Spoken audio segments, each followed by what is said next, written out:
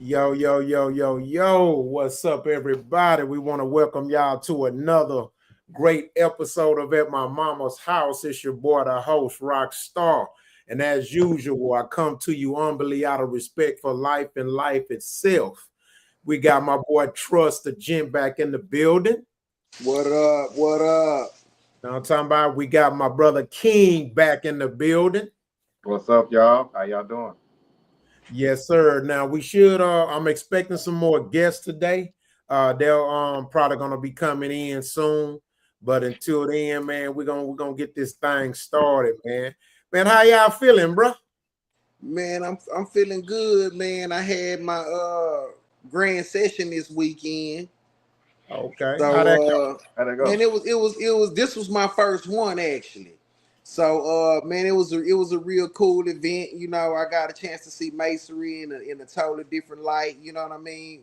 Met a lot of good, well-rounded brothers. Also some sisters. We had the OES in the building. They was in the building too. So it was cool, man. I really enjoyed it.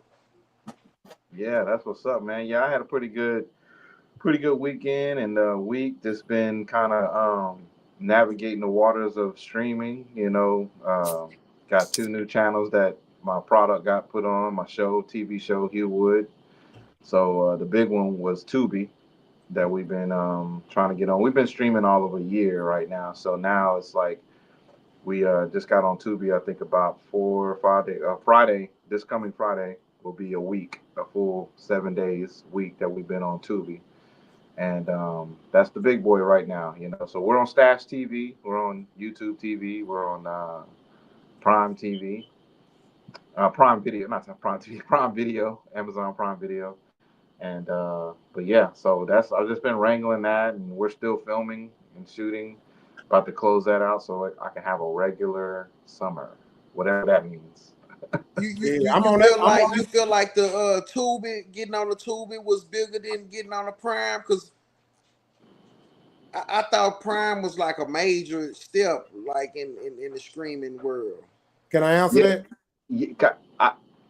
yeah, go for it. Okay. Tubi got more viewers than Prime. They get more views than Prime. Yeah, they got more viewers than Prime. Mm.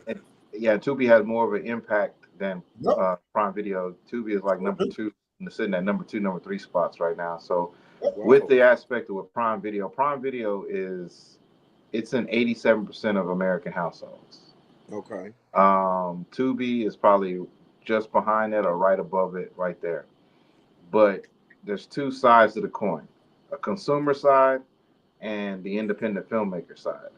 So the consumer side, yes, Prime Video is presented like a Nike shoe, opposed to maybe a Umbro or what's that one shoe that Steph Curry they Under Armour.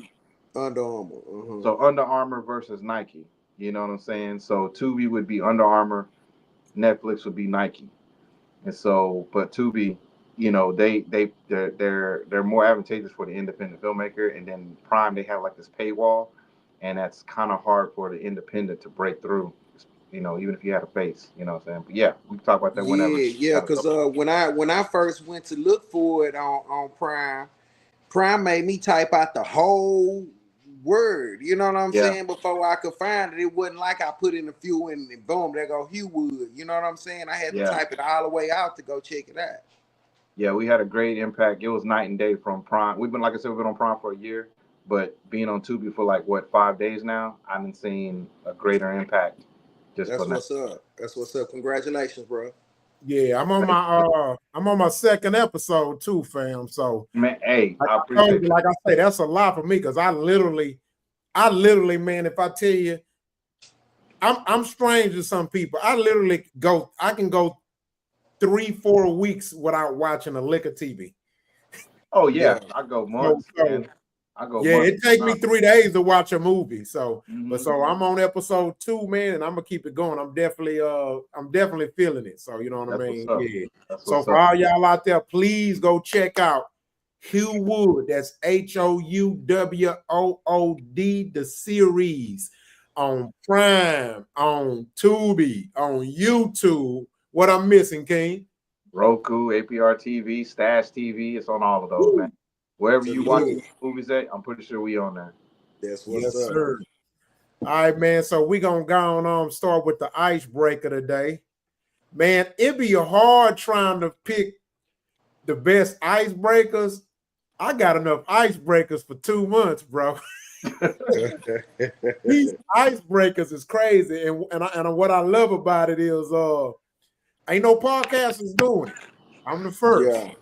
It ain't one podcaster doing this, bro. So I love the fact that, you know, I'm creating niches in the game. You know what I mean? So and as you can see, we're going viral more often than not. So it's definitely saying something. I personally read all the comments.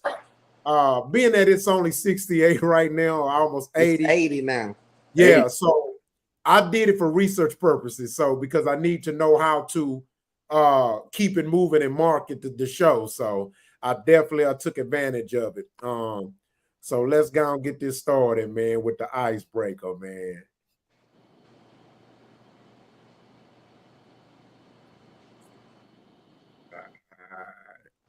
Hold on.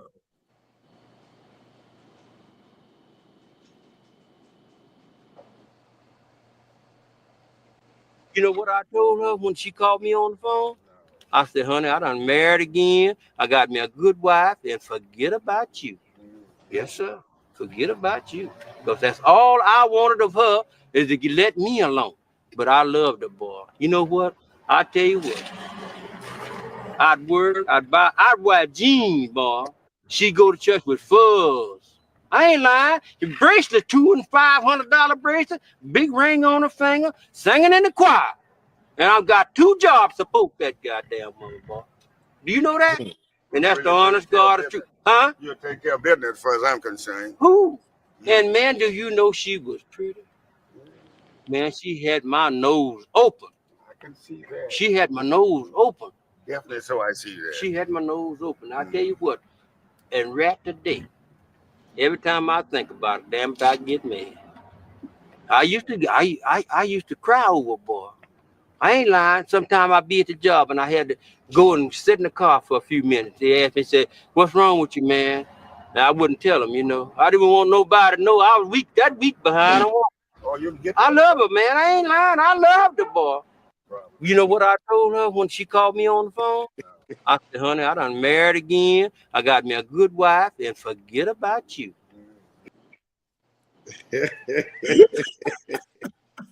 Hey, school meant that shit, boy. He meant that. Wholeheartedly. I mean, the shit ain't funny, but the shit funny.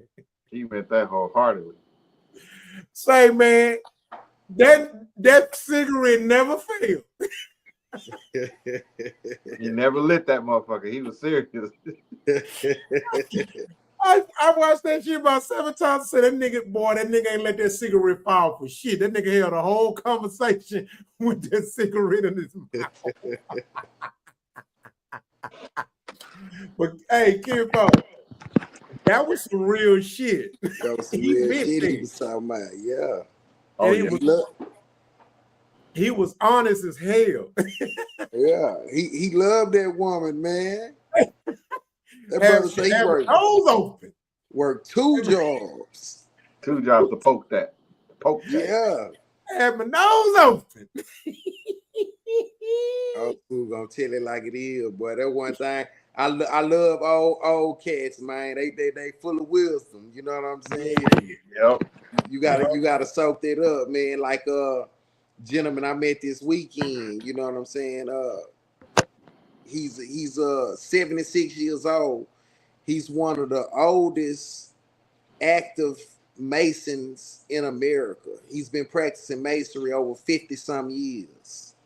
You know what I'm saying? And man, he's just a walking book of wisdom, man. Just to sit there and talk to that gentleman. You know what I mean? The places he done been in, the things he done seen, he done watched the world go through stages, you know?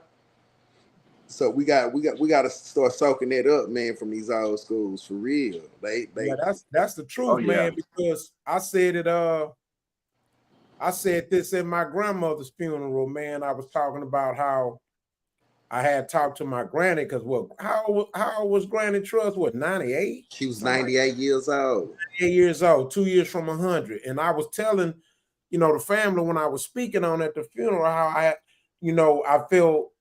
I really felt good knowing that I talked to her. I always kept in contact with her every so often. I had talked to her like 3-4 days before she passed. Not even 4 days. I think it was 3. And one of the things I had told the family and friends and stuff was how, in Africa, they have a saying that when a elder dies, like a library burning down. So one of the things that I loved that I did was when I would go sit with Granny, I even got radio, phone recordings, and I also got notes where I would write down all the things and experiences that my grandmother went through. You know what I mean? And then another thing that I did is what I used to love that I had a talk with Aunt Frances one time, and I had a talk with my grandmother one time, and they told me everything about my mom and dad, right? It was so awesome, bro, and it was so much. I learned so much because they told me about a person that existed that I never seen live. And that's mind-blowing, bro. Yeah. You know what I'm saying? Because they only gonna tell you so much of them, right? Yeah. But when the parents of your parents, they can tell you stuff about them before they understood themselves. You know what I'm saying? Yeah. And so, man, it was so beautiful, like to listen to my Aunt Frances, like, oh yeah, let me tell you about your mama. And I will be like, really? Yeah. Or my grandma will be like, Daddy did that? You know what I'm saying? Yeah. That's some cool shit, bro. Yeah, that's what's up. Yeah, you know what I'm saying? So that's pretty dope, man. But yeah, that's another thing I love about them elders, man. They spoke the truth about themselves and what they went through, with no shame. Like shame is looked at as a bad thing now. We're afraid to be shamed or speak on times we were shamed or felt ashamed. Man, back then they accepted that shit because to them that was a part of building character. You know what I mean? Man, it's a major part of building character. Yeah.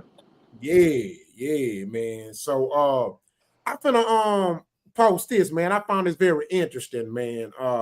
Let me know what y'all think.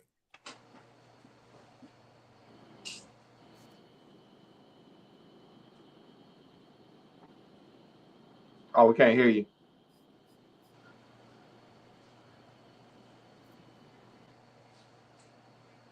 The Earth is really rotating. Then why are airplanes flying? They could just go up in air and stay in the same location and wait for the Earth to rotate. Why do they need to fly? Isn't that concerning? If the Earth is really rotating, then why are airplanes flying? They could just go up in air and stay in the same location and wait for the Earth to rotate and then land. Why do they need to fly? If the Oh my fucking God. Wow. Seriously? So it's an age-old debate, right? Wow. So, man, do y'all think the Earth is flat, or do you think the Earth is round? I know that the Earth is round. How you know? How the fuck you know, nigga? Well, for one, there are no straight lines in nature. Nature doesn't create straight lines. And in that same question that he's presenting right there, I was thinking about that one day, right? I was thinking about helicopters because we was watching a helicopter. And I was like, well, if the Earth is spinning, why don't the Earth move up under this helicopter? You see what I'm saying? I was baffled by that. So you know me, once I got a question, I need answers. So I went and looked it up, and I found out that okay, the atmosphere of the earth also rotates with the earth. The atmosphere is not standing still. The atmosphere is rotating also with the earth. So if this helicopter is standing still, the helicopter is also moving within the atmosphere with the earth. So that's why planes have to fly, because the atmosphere of the earth, they're inside the atmosphere of the earth. So everything within the atmosphere of the earth is spinning with the earth. You get what I'm saying? Oh yeah, I mean I totally get it. Yeah. That's one reason. And another reason we know that the earth is round is because we can see the shadow of the earth being cast on the moon. And it's round. Are you convinced, or you trying to convince us? No. I'm totally convinced. The earth is round. So before you speak, King, because I gotta add context. Okay, so now here's the thing. Yeah. I think the world is round too. Okay. But key word, I think. You think. Now, the reason I think the earth was round, because hell, I was taught that. Yeah. That's all I know. And everything that has been given to me has shown me that the world is round, right? Yeah. But we was also told the earth had 9 planets, and then they took one away. All right. Yeah. But they took Pluto away because of the size of Pluto. But Pluto is still there. But you see my point, though. It's still there. Yeah, it's still there. But you see my point, though. Also, I have to take into consideration, in other words, for me, I would never debate it, at least seriously. I'll debate it out of fun like now. But one of the reasons I would never seriously debate it is because for hundreds of thousands of years, the world was considered domed and flat. Also, not everybody. Not to everybody. Not everybody. No, hold on. No. I'm saying hundreds of thousands of years ago, it was evenly considered that the world was flat. It was. At one point, everybody agreed, just like and then it got, when we evolved, people said it did. But hold on, I'm not trying to, that's to be deep. Go ahead.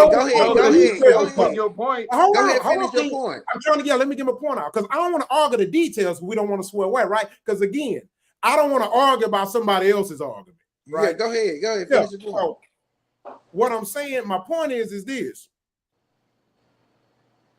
To add to it, even in the Quran and the Christian Bible, two of the largest religions, and it's in the book of the Buddha.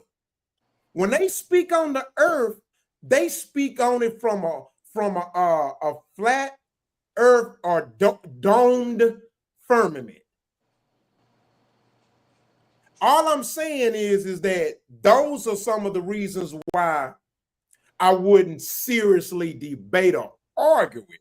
Because when I look at both sides, they both present some bona fide fucking evidence, bro. They do, bro. If I'm saying, what evidence? Here's what I'm saying.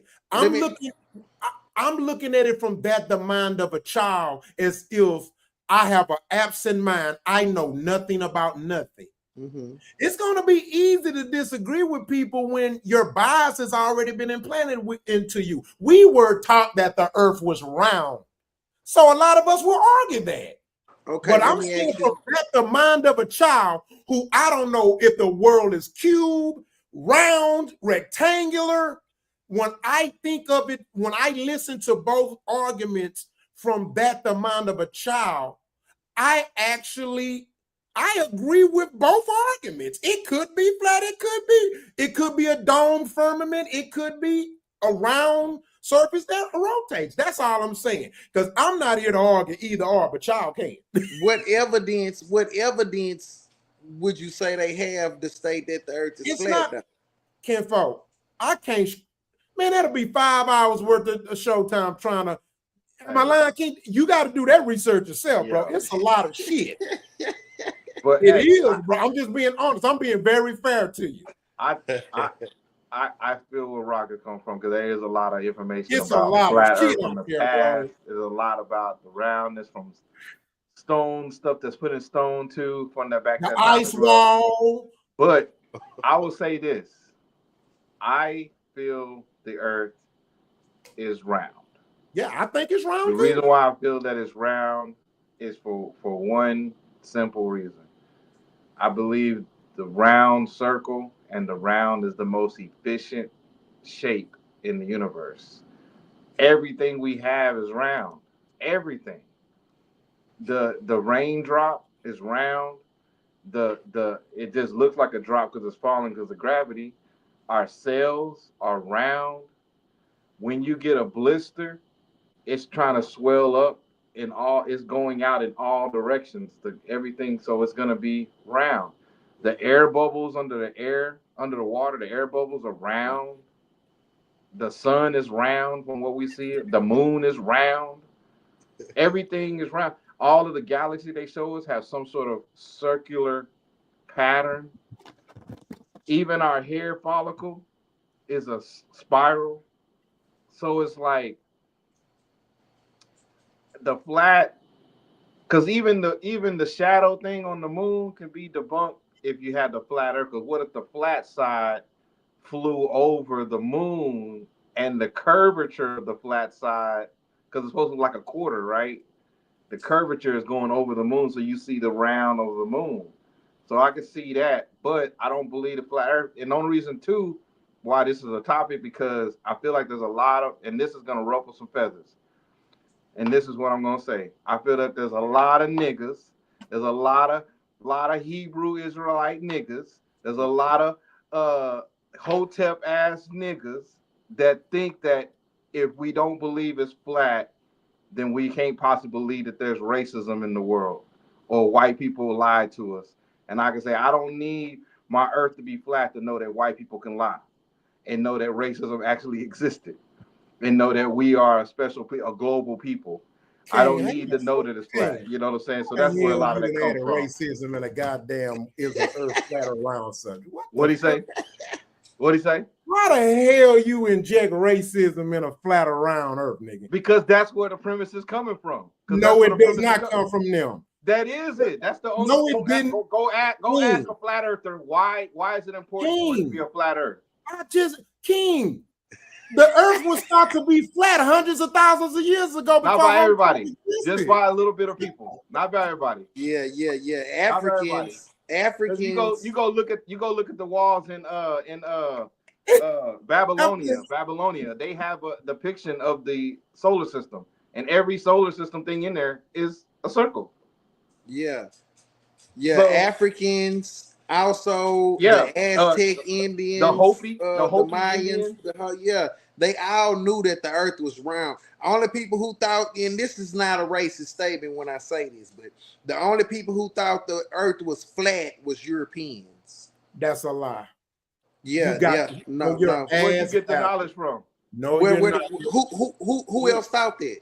Who else? Because if it wasn't true, first of all, hold on. Let me prove my point.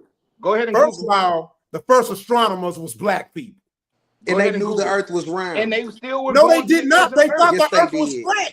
No, they did not. Going to the edge of the earth. They were still going past the horizon and understanding. That's why Mansa Musa went to the Americas and sent one boat back. And one boat came back and then they left and never came back. Because they weren't afraid to fall off. The white folks were scared they're going to fall off. They knew the earth was round.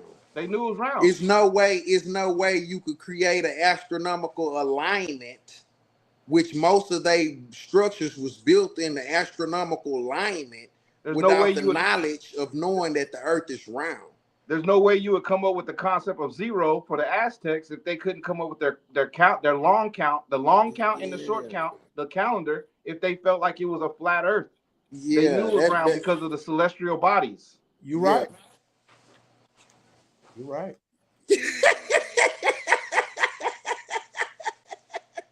Kid, guess who started saying the earth was flat? Who? Greeks.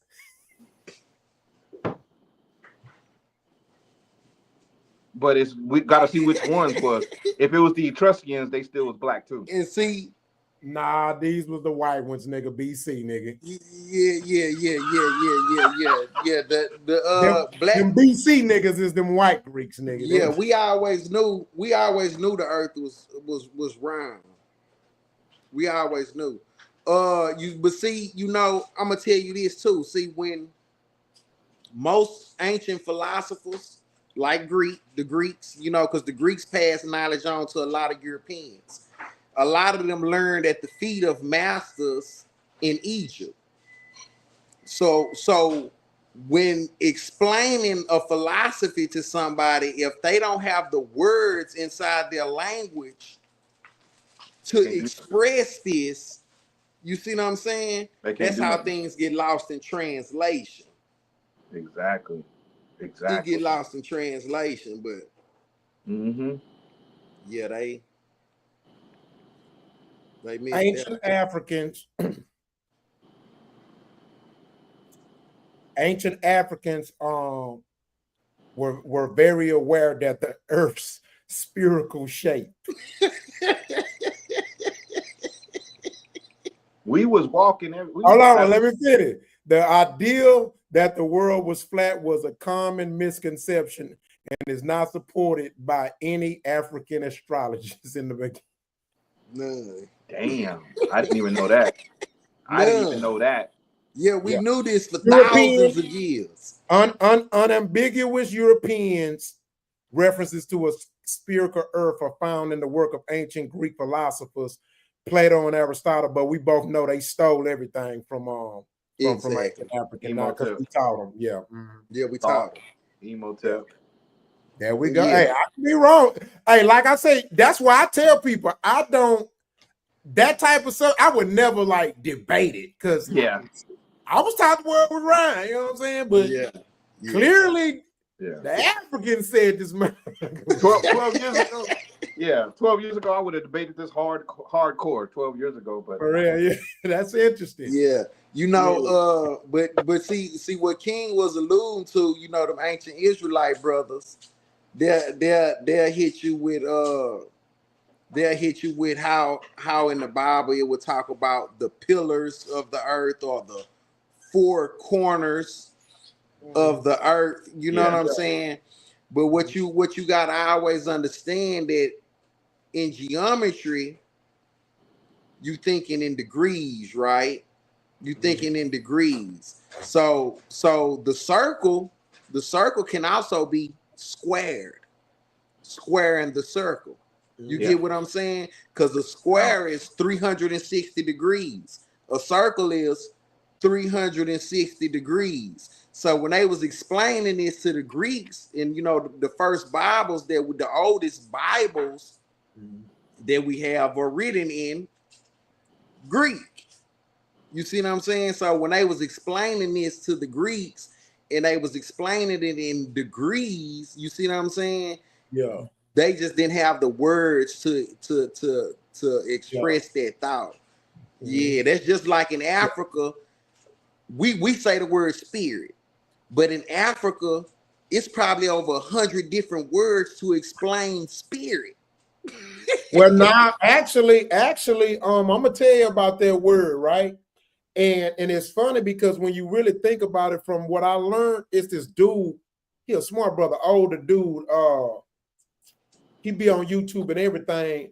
And what's crazy is when he was talking about as far as like the word spirit, he was also using that word as in relation to the earth being spiritual, right? Which is quote unquote circle. But he said the word spirit stems.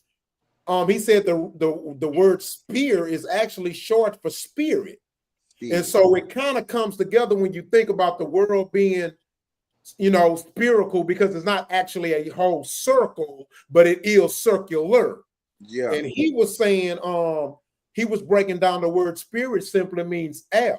So you think about it, air, the word spirit meaning air, spirit, the earth is spherical, and air exists on earth. Mm-hmm. That's some deep shit. Yeah. And without air, you have no consciousness. Exactly. If you cut off your air right now, you lose consciousness.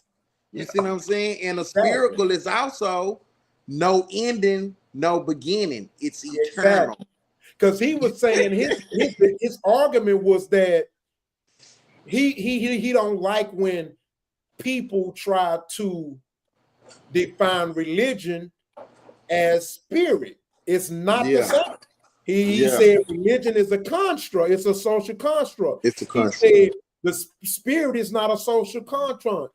A social construct. He said spirit is simply life or lack thereof. He said because as long as there's air, there's life. As long as there's not air, there's not life. There's nothing living without air, and therefore we are walking spirits. Spirit, for sure. And I guess that that's what makes it. That's what defines existence. You know what I mean? That's pretty deep. Mm-hmm. Yeah. That's but science-wise, to answer the question of the original question, why you can't just stay in one place and the Earth move is because the Earth is moving so goddamn fast. We're dealing with the inertia. Like we don't even see or feel the Earth how fast it's moving and circulating around. That it feels like we're only moving 15 degrees per hour. So that's why we have 24 hours in a year, in a day. It looks like we're only moving, but we're really moving super, super fast. That's the reason why we have wind currents and storm patterns. That's the reason why we know how to predict our storm patterns, because that inertia spinning is predictable. It's always going to be going. So if it ain't going, we dead. Yeah. Now here is, and here's the crazy part. Here's one of the only reasons why I don't debate flat earthers, right? Is because when you look at it from the perspective of their argument is that it's domed. That's when the debate gets tricky for me. That's when it gets because easy. When it's domed, if it's a domed celestial being, that it gives them some credence. It doesn't mean they're right, but it gives them some credence because then it makes sense. You see what I'm saying? Because think about it. We do have a ground. Mm-hmm. There is flat ground. Flat ground does exist. Mm-hmm. And flat ground can exist with the lid. You know what I'm saying? Like the shit deep. I find it interesting. Man, the shit deep, bro. It really is. You know what I'm saying? It really is. Yeah, the flat would have to be like kind of a little bit like this. I feel like if the dome would have to work, it would have to be like this. So that way you can have night and day. Because I don't see how you would have night and day with the flat in the dome. That gives them a good argument when they talk about the sun and how it's this part of the world and this part of the day and stuff like that. Because when you think about it, think about the sundial. Think about what? The sundial. That's the sundial. That's true. That's true. That's a hard one. Man, the sundial. And then it got all those obelisks. They got all those obelisks and all. So that's a hard one to call. That's a hard one, B. It's deep, bro.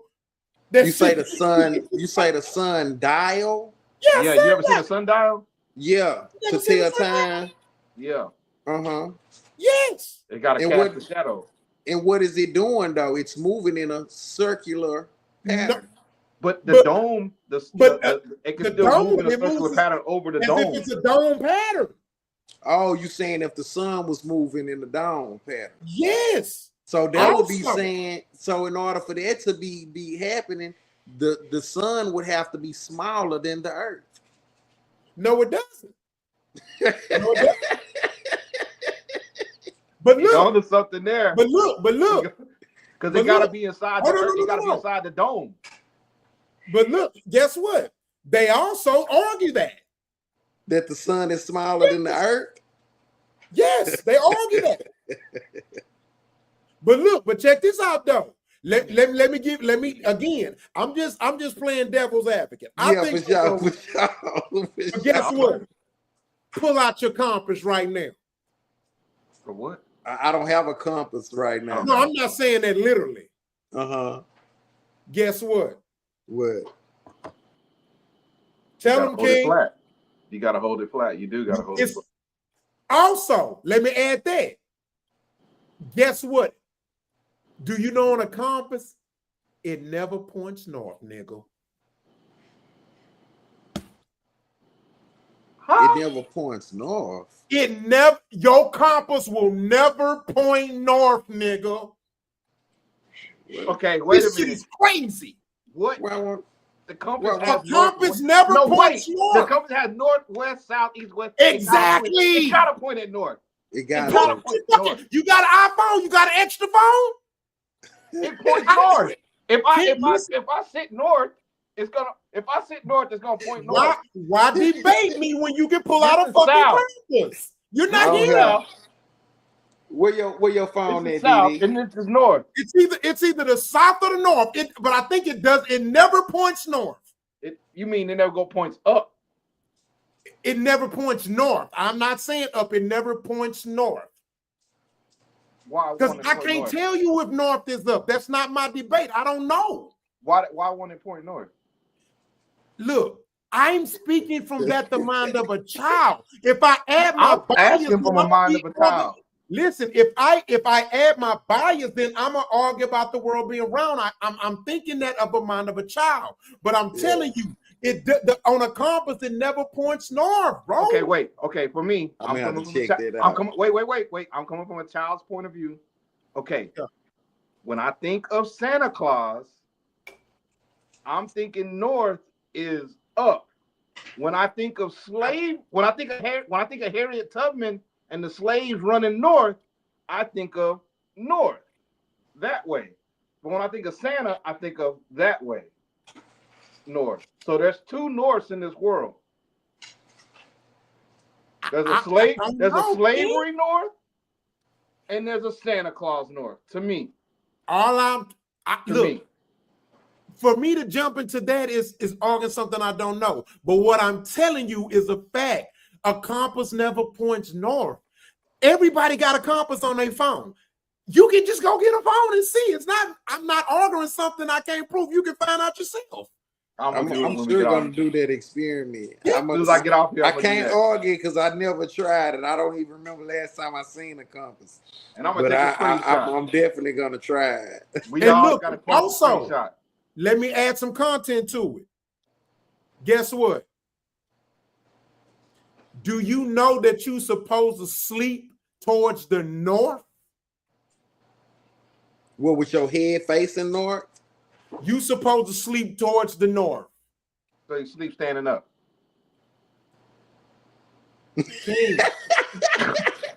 you gotta let your bias go. Don't you? Because you think north is up. No, you have, and I'm telling you, when I was told that, it fucked me up. And I remember like 3 years ago, I went into bed and I laid and I got my compass, and so I was like, let me see, because I'm gonna tell you why. I'm gonna tell you how I found out. My doctor's Nigerian, and I was telling, and I was Googling about me, because what I noticed was when I sleep a certain way, I have nightmares, I don't sleep right, and I feel like my heart gets a little heavy. And so I Googled the shit. Do you know that, man, the motherfucker Google saying you supposed to sleep going north? Because when you sleeping opposite of that, you're going against the magnetic field. And Kifo, do you know when I told my doctor that shit, he said, yeah, you're right. So now when I go to bed, I make sure I always sleep north. Shit is mind-blowing, bro. I'm telling you. Yeah, I'm gonna have to check that out. I sleep to the west so I can rise to the sun to the east. That's what I was always taught my grandmother. You supposed to sleep north, I'm telling you. Because guess what? Okay, let me ask you this. Watch this. Which side is your heart on? The left. Your left side. No, it's The left not. side. No, it's not. Nigga, I passed the national registry with a Listen to fucking me. Listen to me. And I got my goddamn CPR license. Listen to me. I got that too. I know, but listen to me. Your heart is, listen to me. You're almost right, but you're not actually right. I thought that too. Your heart is not, it is a little bit more on the left side than the right. It's almost center, but it's not on your left.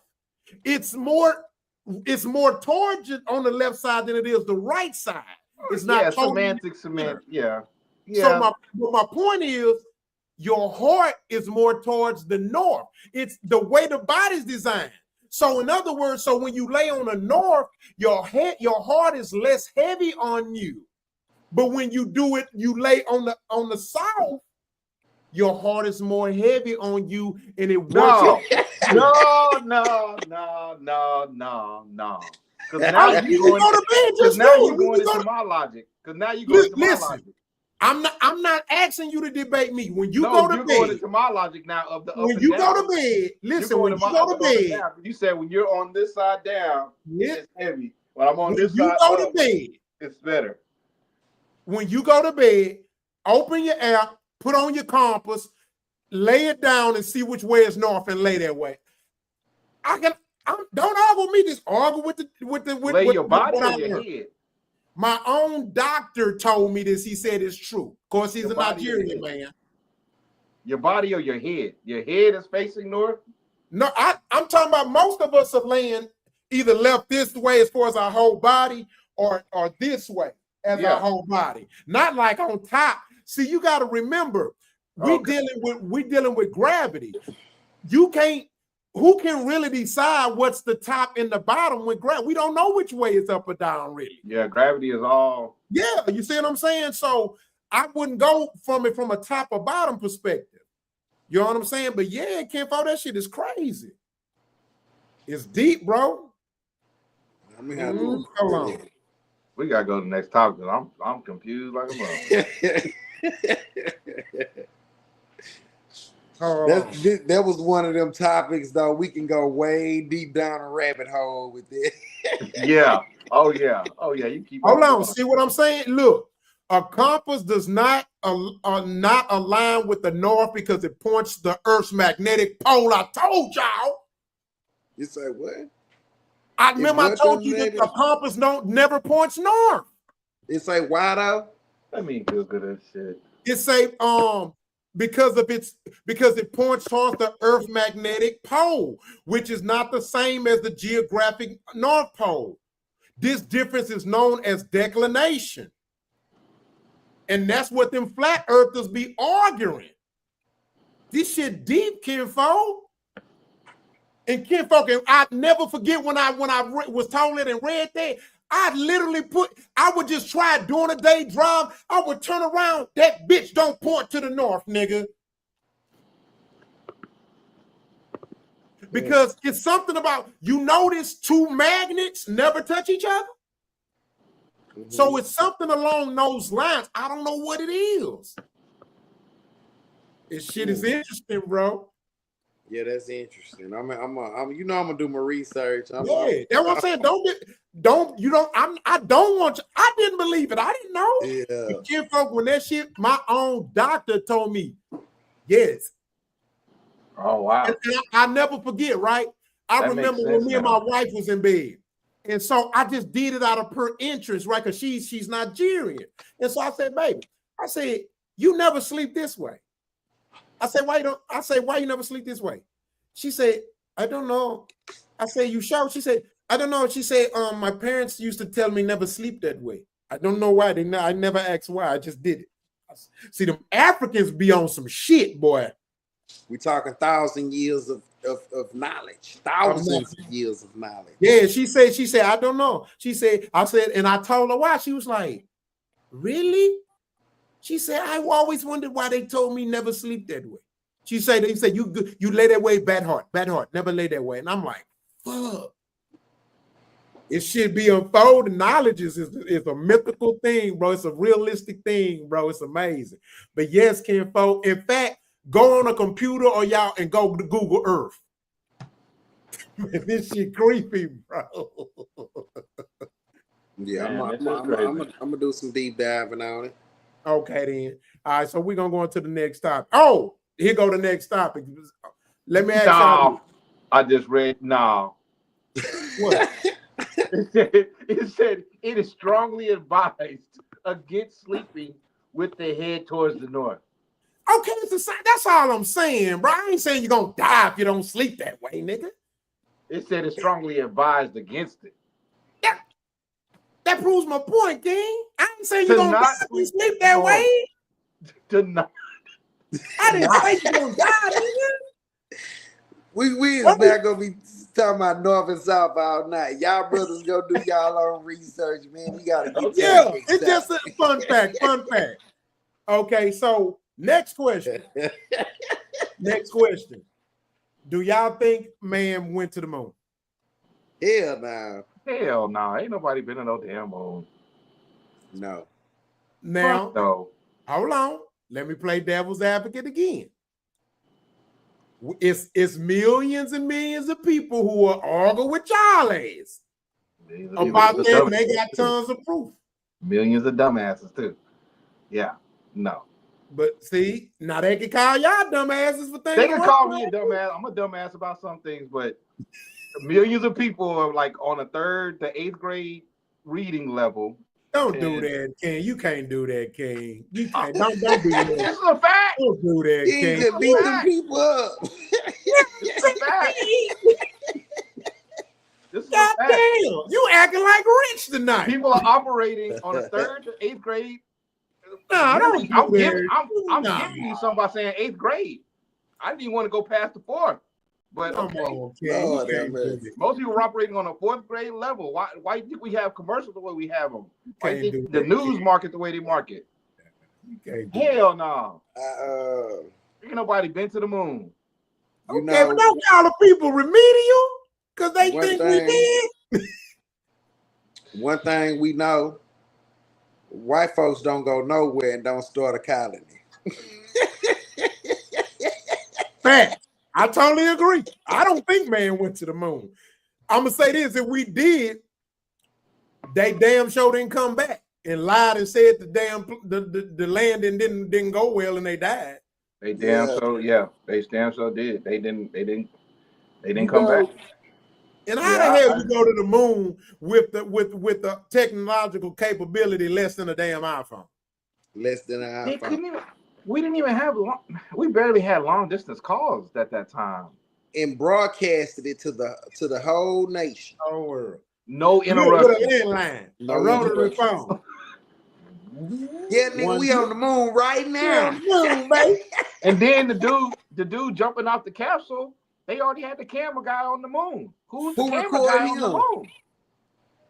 And I Wait take a offense, minute. I'm a cameraman, and I'm like, they would have just stuck me on the moon and wait. I had to Who wait for them to recorded the get moon there. landing? Huh? Who recorded it? Who recorded the recorded? moon landing? That's what I'm saying. And That's then what I'm saying. they even got recordings of them taking off, leaving the moon. Leaving the moon. Who stayed? Who stayed?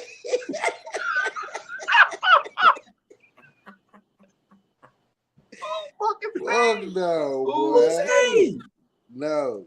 Hey, I know you probably got the top. I don't want to jump topic, but yeah. What about these people right now with Gail and them? What's going on? Talking about they going to the moon. Yeah, Yeah, you know they Gail and arguing Katy Perry. about outer space. They arguing. A lot of people saying they didn't go out of space. They didn't go out of space. Yeah. They were at Sky House on a first date. Sky House doing the Sky House jump. Yeah. I know one thing. That was a very feminist agenda ass trip. It What, them looked going like to it. Looked space? like it. Did you see that door? That was some feminist agenda shit. Did you see that door open? No, I haven't seen it. I've been hearing people talk about it, but I haven't, seen it. Trust. That door looked like one of those doors you use for your dog and your cat to walk in the garage door back and forth and it flaps. Yeah. That's how flimsy that door looked. Oh man. And And they her gonna take that boy to girlfriend space. Gail's girlfriend was just crying for her and shit. She going to space. Yeah, her girlfriend. Oprah was just crying. That girl, And I'm see- gonna come back and I'm gonna eat you out when you get back, bitch. You And so see, strong.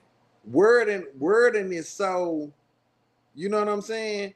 Yeah. Because even the International Space Station, where they be going, It's not out of space. it's not out of space. It's not. It's just really high in the sky. It's just really high in the sky. Really high in the sky.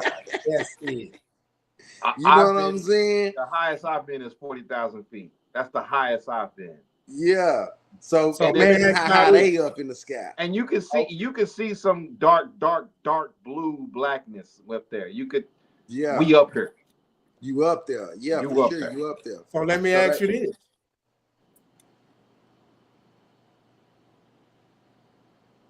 If the world is spherical, can we still be domed in?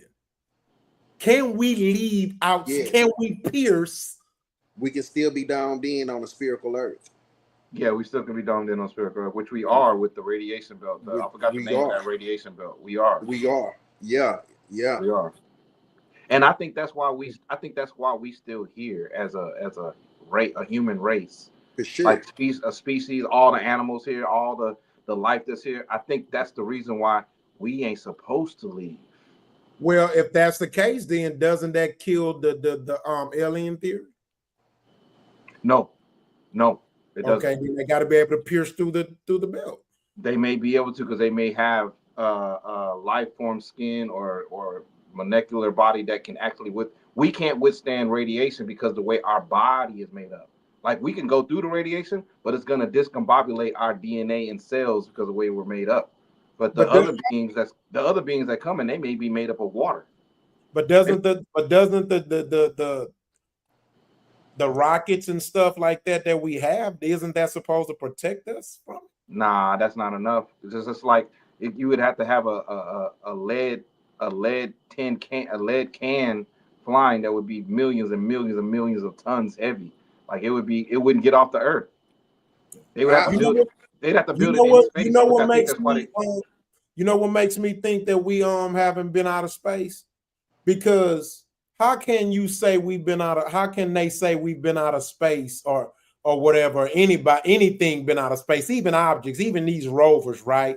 When at the same time they say in the same breath how our radial belt literally breaks up huge meteorites.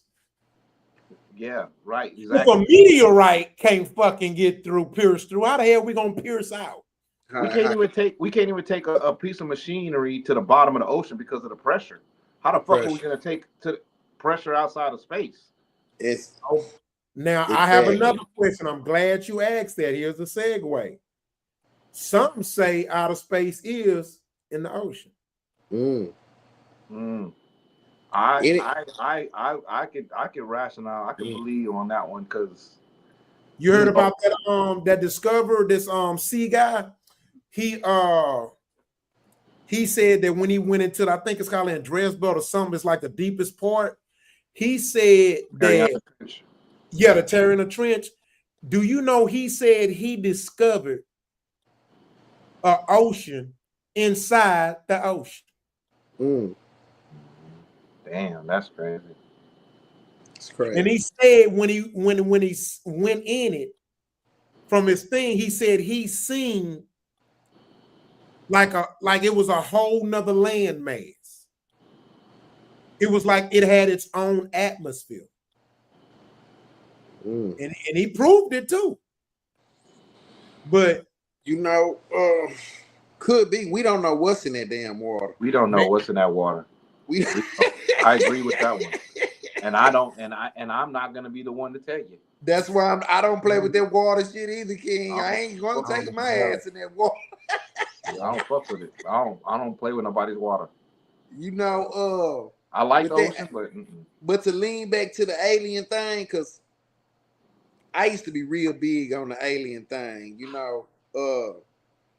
Now I'm not saying that aliens or life forms on other planet don't exist, because we're thinking if you're thinking on a numerical level, they have to exist because the amount of solar systems and all that, something has to exist out there, right? However, when you get these Egyptologists and all these people, when every time they run across something they can't explain, aliens had to do it. Yeah. Oh yeah, you get what I'm saying? I feel like, and not to make it a race thing, I feel like that's to take away from the excellence. Credit. That's exactly what that is. Oh yeah, that's a fact. Those black people couldn't have built this. Couldn't have built that. This had to be alien. They couldn't have had airplanes before we were even here. Right. You know what I mean? Right. It had to be aliens. You know, so it wasn't them niggas. Yeah, that just kind of it just anybody really turned me off with the whole alien and UFO thing. It just really turned me off with it, man. Yeah, hey, tell King about the outer experience we had and the discovery and the questions we had when we went to the Grand Canyon. Oh yeah. Was that the Grand Canyon, or was that the Hoover Dam? Yeah, the Hoover Dam. The Hoover Dam. Dam. Remember, the Grand Canyon go through multiple states. It's long. Yeah, the Grand Canyon. Yeah, I know I've been to the Grand Canyon before. I know we went to the Grand Canyon also too. King, but I know that Hoover Dam was an experience. If I tell you, King, that shit's so heavily fucking guarded, bro. Mm-hmm. We had to go through security, government agents. Yeah. And then we was reading the stories and then our cell phones don't work. Once you get so deep in it. Yeah. Oh yeah. Oh yeah. And then we saw parts of it. We seen shit that looked like Egyptian type monuments and shit. Yeah. It was. It's a no-fly zone. That's where my people are from, man. Bro, that's where my people are from. That's what it fucked everybody in the SUV. Where have you heard the word Ankh? Ankh. What is that? Yeah, the Ankh. The Ankh. You heard that word before? Talking about like the cross looking Ankh. Yeah, with the man and woman, the older man. But you've heard that word Ankh. Yeah, for sure. Yeah. My tribe is from where y'all are talking about, Arizona. My tribe, my tribal's name is Akumel Ankh Odom. Akumel Ankh Odom. And they're from the Utah all the way down to Mexico City area is the tribal lands that we are. So I believe y'all. I believe you. I seen things over there before, monuments to certain things. We had questions. I'm like, damn, this shit was real. But you know, you gotta go through all this shit just to see a damn nigga. The fuck? But you know, and I don't want to sound racist. You know what I'm saying? But a lot of times when you're dealing with European civilizations, they build on top of prior civilizations. Yeah. Even if we go back to the ancient Greeks, right? If you look at the monuments that's still left over from the ancient Greeks, you can see how the Greeks was building on top of some, because they have colossal stones up under there that they did not build.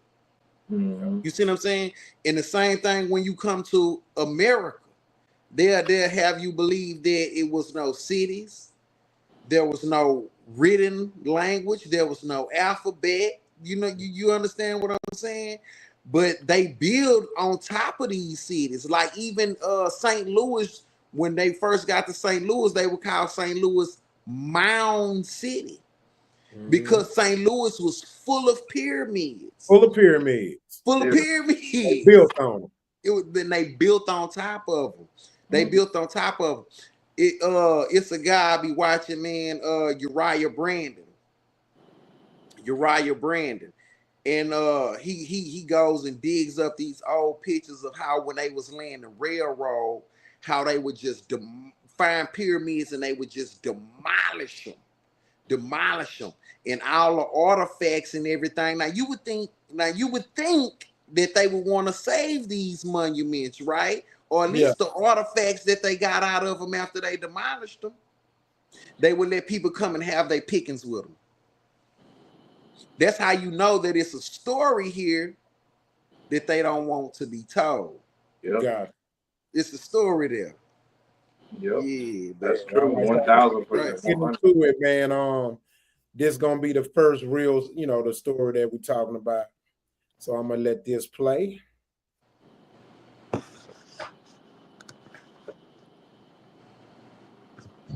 Us. Oh, I'm black. No black people. Nobody gives a about that. Kill that. Either you got a good business or you don't. Oh, nobody want to hear that. That's a hustle. Support me because I got a black business. Is your restaurant clean? Is the food good? Do you got consistent cooks? Is the material on your good?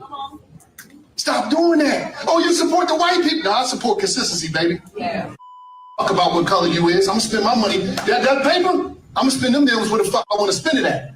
Rather it's Porsche, Ferrari, Land, I'm gonna do what the fuck I want to do while I'm here. But I'm gonna tell you one thing, I ain't gonna be finessed off some black shit. But one thing about it, 70% of you is not going to make it. I'm not no motivational speaker that talk this dumb shit. I'm the number one in the country. You know why? Y'all seen me come out of the penitentiary. I make millions and I make millionaires, baby. You understand me? I come from the ghetto. Us.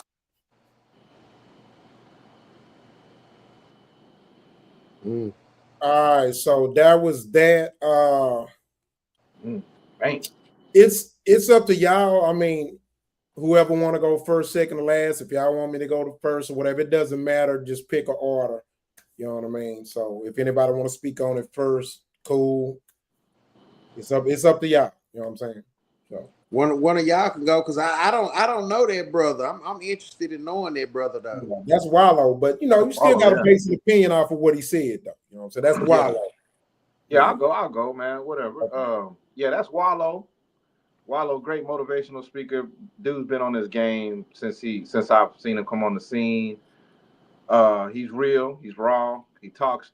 He's just a true OG, a true elder with these young guys, man. And I'm trying not to say the word YN. These young guys. He's true with them and like letting them see. He put a mirror to their face, and says what he's saying. And so with this, what he's saying right here, I can tell how it can be offensive to some folks who just ain't really hearing what he's saying and acting like they never experienced what he's saying. But I live in Houston. I've been to Atlanta. I have not tried out the Atlanta nightlife scene, but from what I've read and heard, and what I know what goes on in Houston, it does get ridiculous because I'm married, yeah, but me and the wife, we want to go do date nights, and we do our date nights.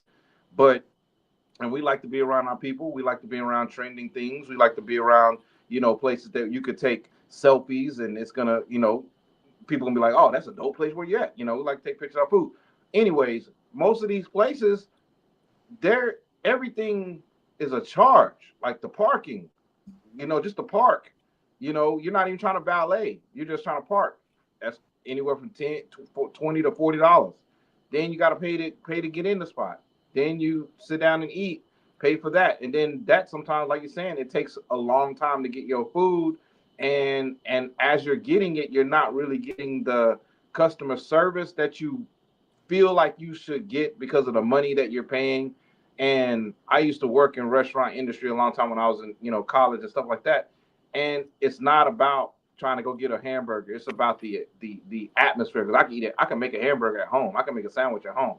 But it's about the atmosphere of being in the element of a restaurant.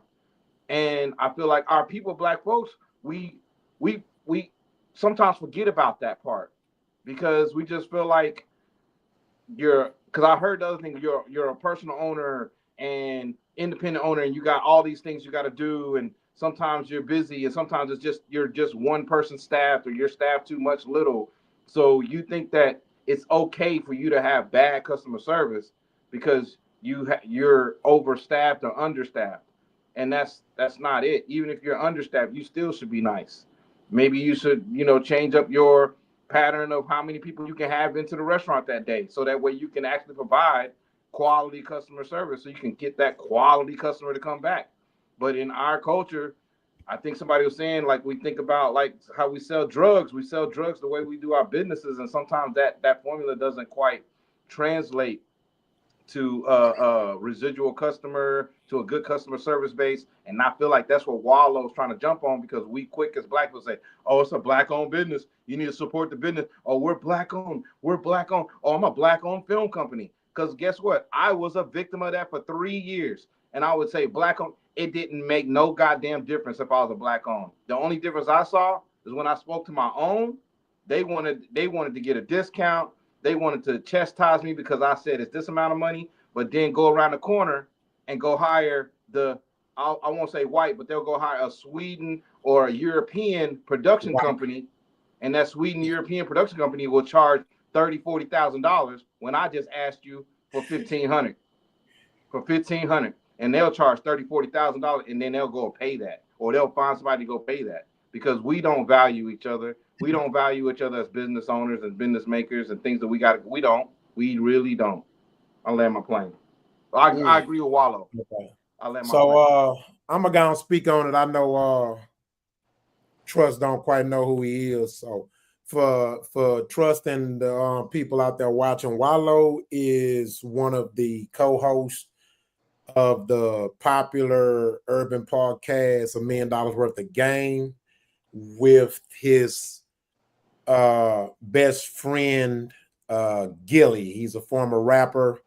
He's allegedly used to write for Lil Wayne. He was once with Cash Money. Here's my thoughts on this. Before I speak, first of all, let me say this: two things can be true at the same time. And how I'm going to base my view on it is, I'm not going to base it off, or I'm not going to use the worst of niggas or worst of black business owners to prove my point. I'm instead going to use the worst of non-black business owners to prove my point. I think Wallo meant well, but I think he was out of line. And here's why I say he was out of line. It doesn't mean that he was wrong in a lot of what he said. I agree with 98% of what he said. But the reason why I say he's out of line and why I disagree with him ranting that out is because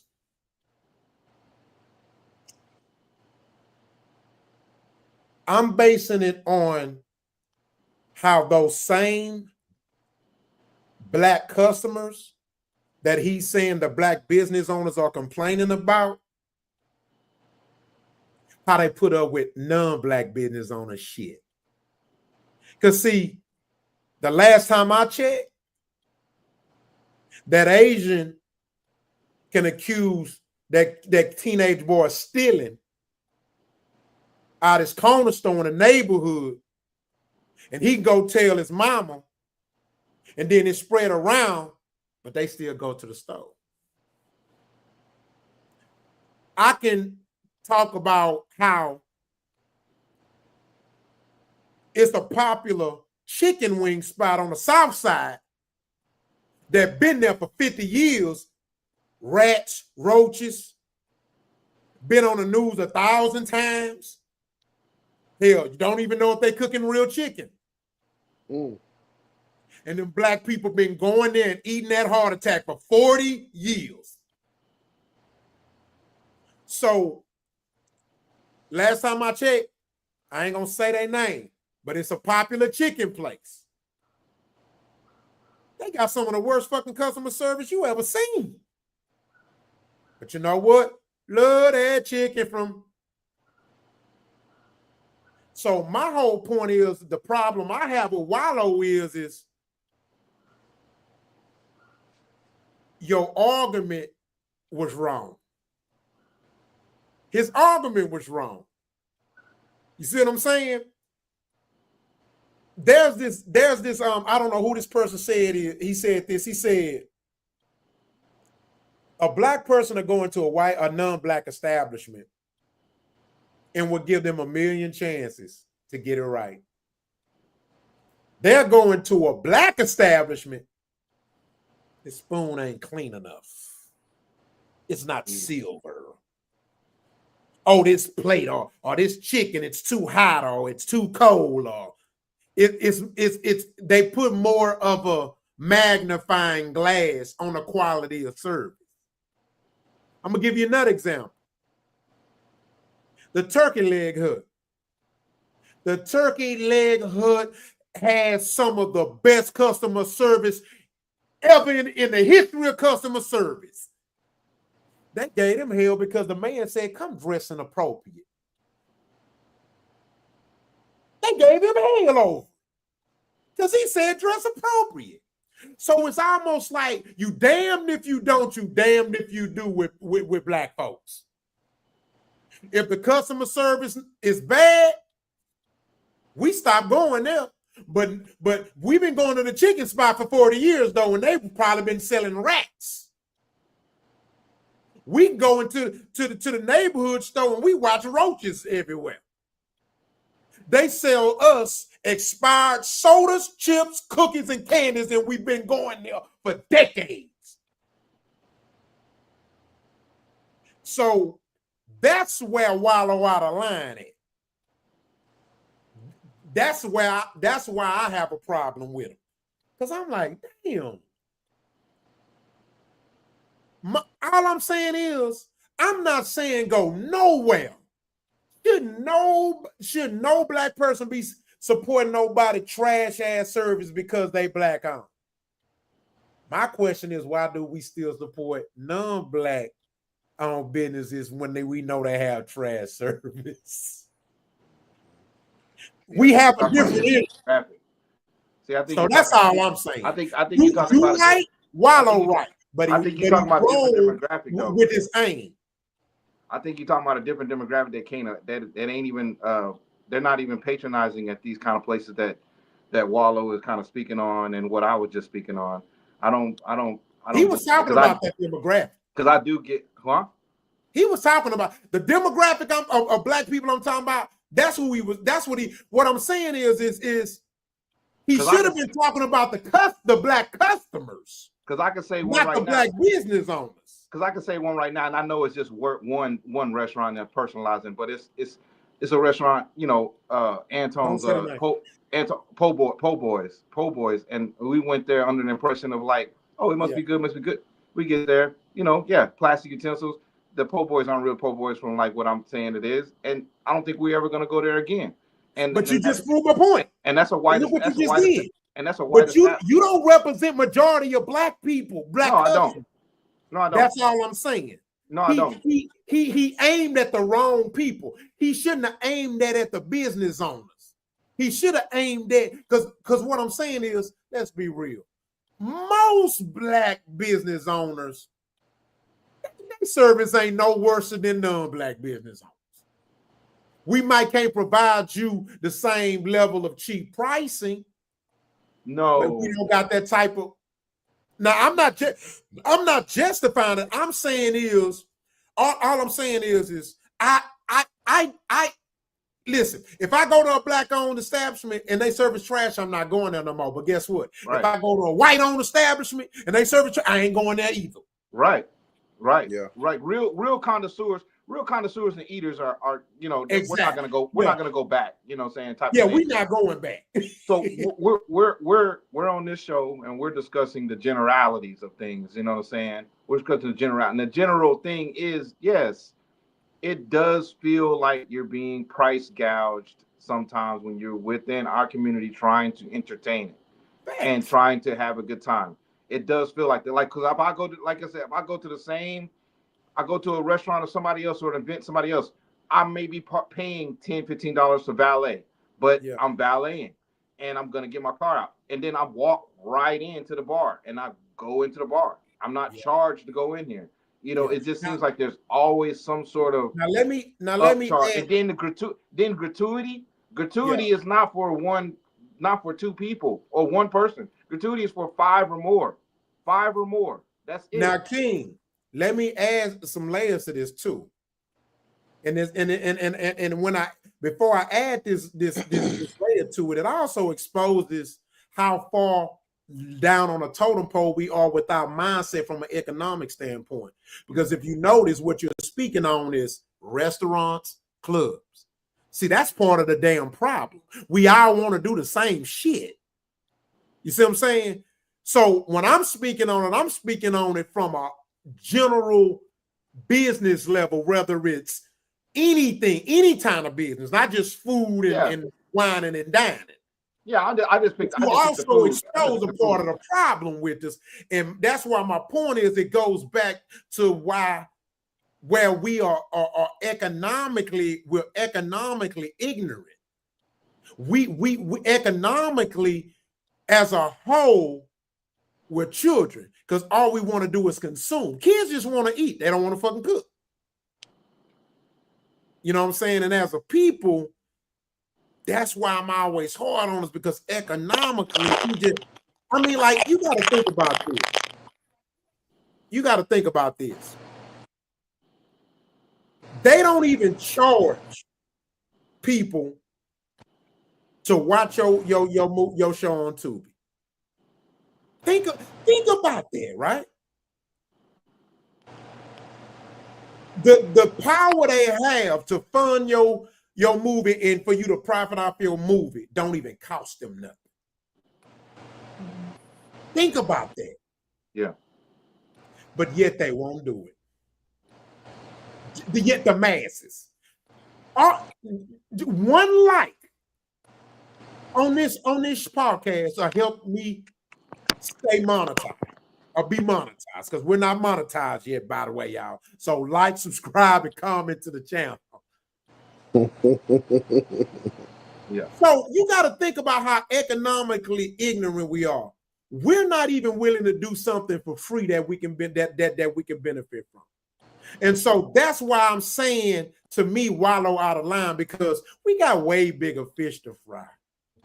To me, that I just didn't think that was warranted on a public level, knowing that he has the influence that he has. You know what I mean? I love that he did it because of the influence he has. I think it's something that needs to be heard. I think it's something that's been needed to be heard, like you're saying, across the board, not just with the food and restaurant, like you're saying, but like with all of our events. We definitely, I think it's something that needs to be heard. I mean, I think it's true. Like, I would never call my business black owned anyway. To me, that's limiting myself. I don't just want niggas buying my shit. Yeah, exactly. Yeah. So I was just gonna say, I felt like our black owned moniker of saying that and having it, it got hijacked and tainted, because I felt like it was supposed to be. No, I think it is. I felt like if I ran into another black person that honored that's what they honored. They were like, oh man, I do want to do a film, but I really want to fuck with a black filmmaker. Oh, okay, cool. That kind of way, but not in a sense. It shouldn't be like publicized though. Yeah, that's what I'm saying. Not in the sense where you have to publicize it like that, but it's like, if I ain't never heard a Jew say, "Hey, I only want to do business with a Jew," but they do it. Yeah, like for me, Nike say it all the time. Nike say, "Just do it." See, we keep thinking the television, we keep thinking the revolution gonna be televised, and that's why we fail. Yeah. For me, I that's why I was like, with film, I did want to see more of us, and that's why I became what I became, like a producer and director, because I wanted to hire more of us, because because I'm black, but because this profession is not something that we normally are born into to do, and it is very expensive, and it is technical, and it has a very elegant or a high echelon type of career, and I would like for us to be in that, just because that's just what it is. But it's true. But like I said, I'm also keeping in my mind, because we both in the entertainment industry. I'm also keeping in my mind that I'm not just looking at it from that perspective. It's just a whole world of businesses out there. Yeah, Yeah, like, and you know what I mean, and that's why I didn't agree with what he did. Because Man, I'm looking at it from just the overall, like, hell, just a supply store or something, or rent a car business, or you know what I'm saying? Yeah. You know what I mean? When you think, I think he was speaking on it from just an entertainment point, and I think that was very shallow of him. Yeah, I'm glad you brought this up because it brings up so many kind of conversations like this. Because this is what me and a lot of black filmmakers we talk about. Is like, I don't want to be coined as a black filmmaker that makes black movies. I just want to make movies. Exactly. And they may have white people in the movie, and may have Mexicans in the movie, may have black people in the movie, may have Indians. I don't know, but I just want to make movies. But I still, yes, if I wanted to make a black oriented movie that black people would love and gravitate to, I would. That's cool too. But I'm not here to just do that. You know what I'm saying? And then you got to look at it from this point too, and that's why I said I think he just got a loose lip on that, because you got to think about it.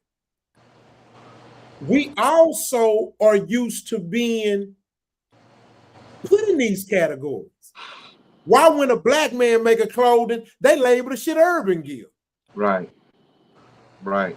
You see what I'm saying? Like, race music. See what I'm saying, bro? Like, so that's why I say I think his lips got loose, bro. He didn't put too much thought into that, dog. I think he had a personal experience with a black business owner who was selling him that black business shit, and he just decided to spew the shit out on his next speaking engagement. You know what I'm saying? He probably did. It is a real big. He sounded mad as shit. It is a big like sub conversation. It is a big sub conversation that is bubbling over the last man. Yeah, black businesses already have enough issues as it is. You know what I'm saying? Because you got to remember, I agree with him. Yeah. I don't want to hear that black business shit. But at the same time, I just think that he should have made it. He should have added all the elements needed in it, because this is not just a black business owner issue. This is a black customer issue. Black customers got issues too. Oh yeah. They got way more issues than the black business owner. Because I'm gonna tell you why. Again, we mimic that of the social engineering of our race. We act like bitter women. Here's why. If we overcharge you, that's a problem. If we undercharge, if we make the prices low, you don't value us. Yo, it must not be good, girl. It's only $20 a plate. Shit, hell. I ain't going there. I'm scared of that shit. $20? That's it? Damn, that's so crazy. Wow. So that's my whole point. He just went and attacked the business owner. Okay, what about the black customer? They full of shit too. You know what I'm saying? So, but that's my thoughts on it. But that's why I said two things can be right at the same time. I agree with Wallo. But I'm like, Kinfo, that's just one end of the spectrum. You can't just throw all this shit on black business on. This is what I think, what I have a problem with. He just gave the black customer more ammo to shit on black business owners. He gave him more bullets, fam. You know what I'm saying? Let me say something before we get to the next video. I really don't know Wallo. Me personally, myself, I'm an avid patron to black business, regardless to what it is. Okay. I also consider myself as a black businessman, right? Okay. So what I'm seeing here, and this is from Wallo to black business in general to the black customer, we have to learn to separate ego. Ego can hold you down, hold you in place, keep you stuck in a lot of situations. Even as he was talking, I feel like he was in his mind relating to the audience that it had, but you could hear the ego in it. Man. Yeah. You see Oh, what yeah. I'm saying? And when you're dealing with black business, I'm gonna switch the black business up. It was a young lady, she was doing nails. So my little lady friend was like, "Oh, she do nails so good. I seen some of the nails she did. I want to go get my nails done." Right? Mm-hmm. Gets there. The young lady told her, "Yeah, I do hands, but I ain't touching nobody's feet." You see the ego. You see the ego in that. But any other nail shop I go to, they gonna do hands, feet, get massage my feet. There's no ego involved in it. This is a business. As a nail tech, I have nails on my feet. Yep. You have to offer that. If you don't, I'm gonna go somewhere else where they do offer that, and they done left ego at the door, and they're willing to serve me for my money, which I'm paying. You see what I'm saying? Got it. Same thing with the black customers. Yeah. Bro, be ready to snap on the smallest shit. Smallest. Yeah. I'm talking about they going 0 to 100 real quick, full of ego. Tips ain't gonna be right. So that's why I started doing that gratuity shit, because they know that the tips ain't gonna be right. Before we go, before we switch over, let me give you an example. My child mother had a birthday, right? So I went, met the family there and with my daughter, you know what I'm saying? Because even though we're not together, I think it's still healthy for the children to see camaraderie, right? And so I went and helped celebrate her birthday. And we went to a popular restaurant, Papado's Seafood. And they are known for illustrious customer service. Mm-hmm. But guess what? That night, 3 or 4 of us, we had salty meals. Very salty. Right? But guess what? Most of us are probably still going to go back. Mm-hmm. But what I notice is when if you know a black business is the owner or is a black owned, it's a different level of complaint. It's a different energy. Because there's no policy for you to go back on. There's a policy for you to go back on with a chain restaurant. It's like one chance. You know what I'm saying? It almost reminds me of how the black girl dates the black guy. If he's too nerdy, he not hood or thug enough. He too nerdy. He a simp. But then they go start dating a white man. They get the nerdiest white man. Like, damn, you was hard on me. I had to damn near be a shooter. But then you get with the white boy, he could be the biggest nerd in the world. So that's kind of where we at on that, man. So we're gonna switch subjects, man, and we're gonna go and get into the main topic.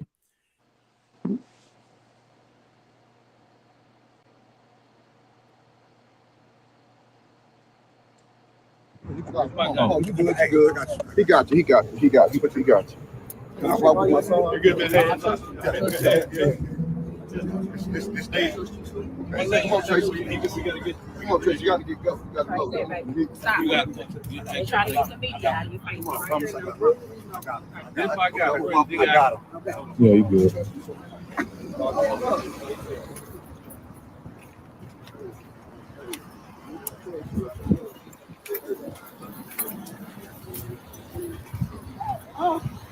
Stop. Be with you, okay? Stop. All right. You know, I don't like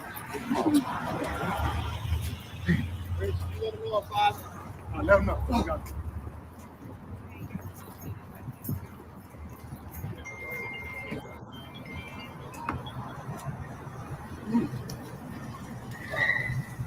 I beat the blood. I beat the blood over you right now, Father God. Okay? In the name of Jesus, I ask you to keep him safe. You keep him protected, Father God. You keep your mouth closed. Talk to you. They want to talk to your attorney. You understand? Thank you. When they send them little snitches in there to talk to you, you don't talk to nobody. Keep him safe, Lord. Father God, right now, in your name, I'm asking you to keep him safe. Keep him protected, Father God. Keep him with nothing of you, Father God. Nothing covers him. Nothing touches him, Father God. Keep his daddy safe, Father God. Keep his sister safe, Father God. Keep all these kids, Father God, safe.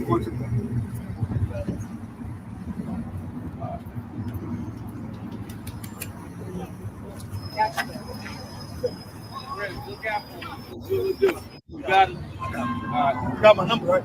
Yeah. All right.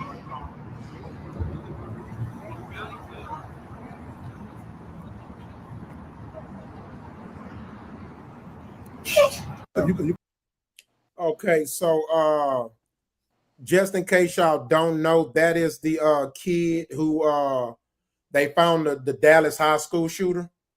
He's a black kid. Yeah, boy, the game is changing. So before we get into the conversation, I want to send you another video because I really I don't know how much research y'all done on it, but I just wanted y'all to give y'all as much clarity as I can about it. A lot of times videos can sway us or touch us in different ways. Not saying it affects y'all. I know y'all different. We strong black men on this panel, but I want to give you a more fuller context so you can give a better thought process on it. So give me a second. And now I'm gonna add this. This is the video of him after he shot 5 people in the school.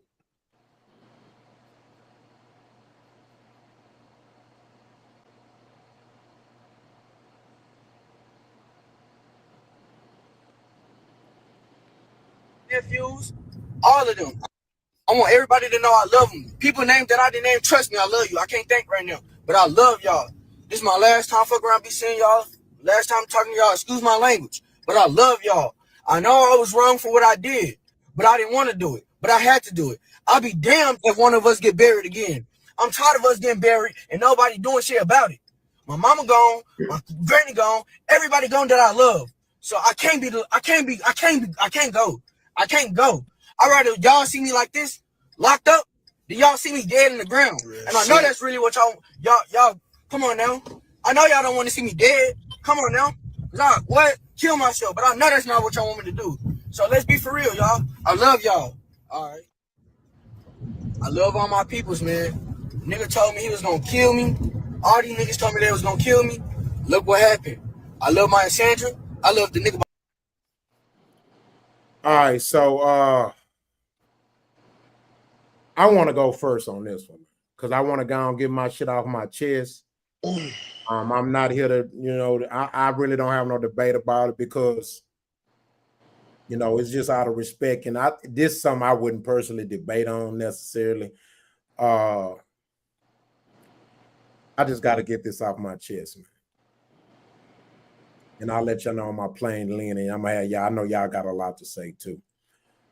First and foremost, my condolences to the victims of the high school shooting in Dallas the other day. So far from what we know, no one has died from the gunshot wounds. So that's a positive. So thank God for that. Also, my best wishes to the parents of those children and the family members of those children.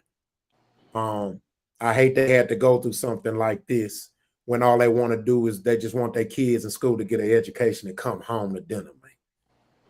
That's first of all.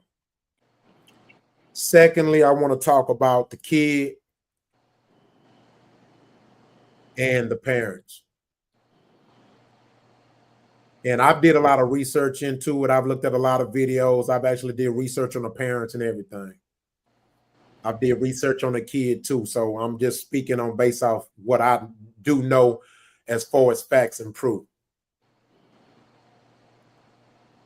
Fuck that little bastard. And fuck your parents because they failed you, nigga. Okay? All that praying, the Jesus shit, say that bullshit. because you failed as parents. And I can see it through your obese ass mama and your thug ass, pants sagging ass daddy. Let me say that. And to add to that, when I say you failed that son, that boy, y'all failed them. Because when I look at both y'all, nigga, I can tell who ran the relationship. Big mama ran your ass, nigga. You understand me? When she said jump, you said how high, sucker. Because you a no good ass nigga. You ain't shit. You a bum. And you know that in order for her to accept you, you got to let her rule, nigga. Also, I want to add,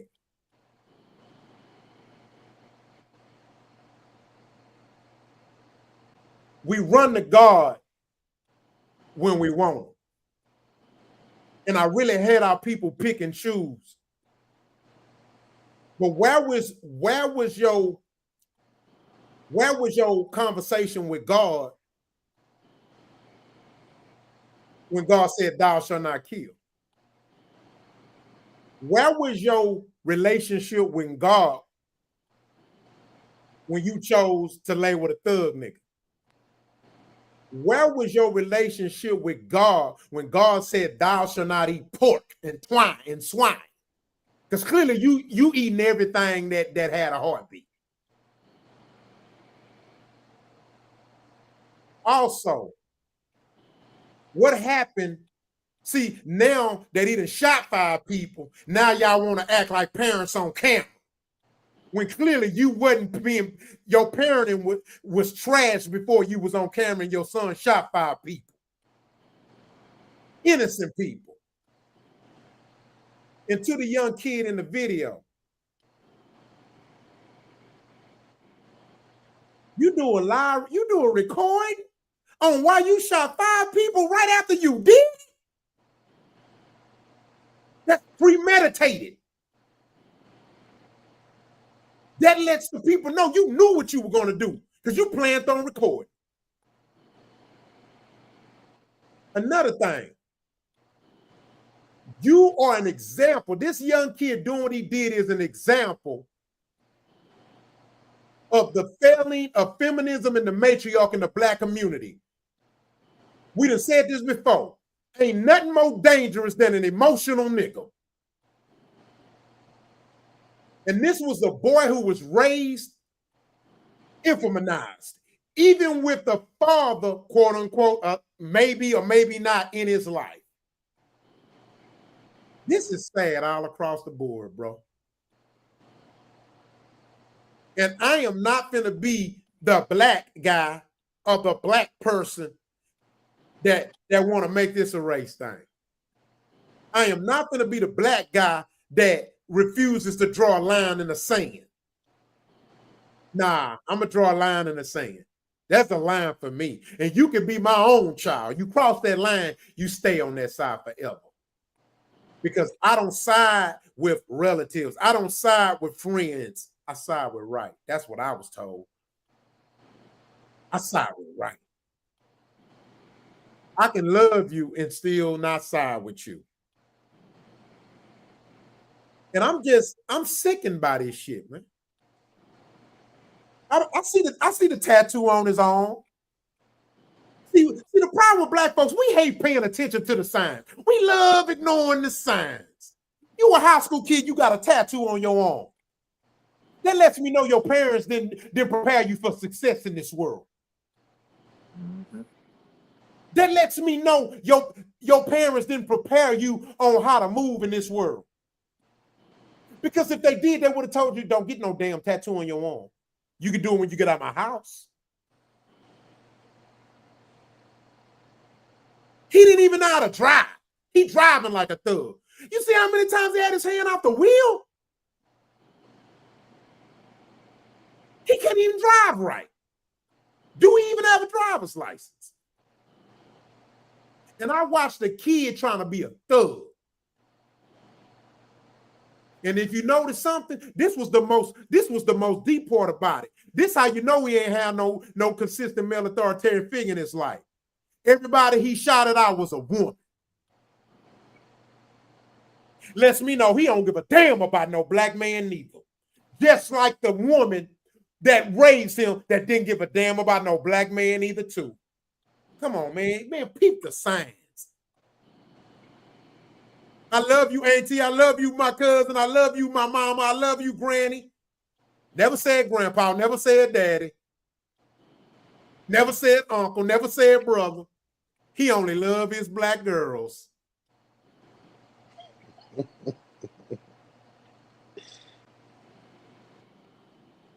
And I hope he get judged to the fullest extent of the law. I'm done, man. You can go ahead, King. You sure you want to go? Yeah, man. I go. Yeah, go ahead. Yeah, go ahead. What I seen was a scared child. Not excusing him for what he did. He's still gonna have to bite that bullet and face whatever consequences comes that way. But he said something in the video that struck me. He was like, before y'all see me dead, I'd rather y'all see me in jail. So that makes me feel like he felt like his life was in some type of danger.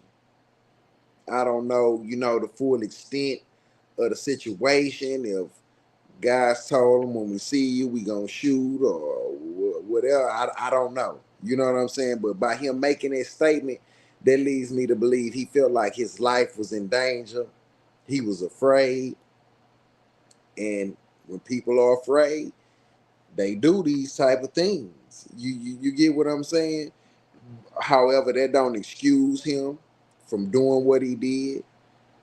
I really want to know, how did he get his hands on a gun? You get what I'm saying? Was it the parents' gun?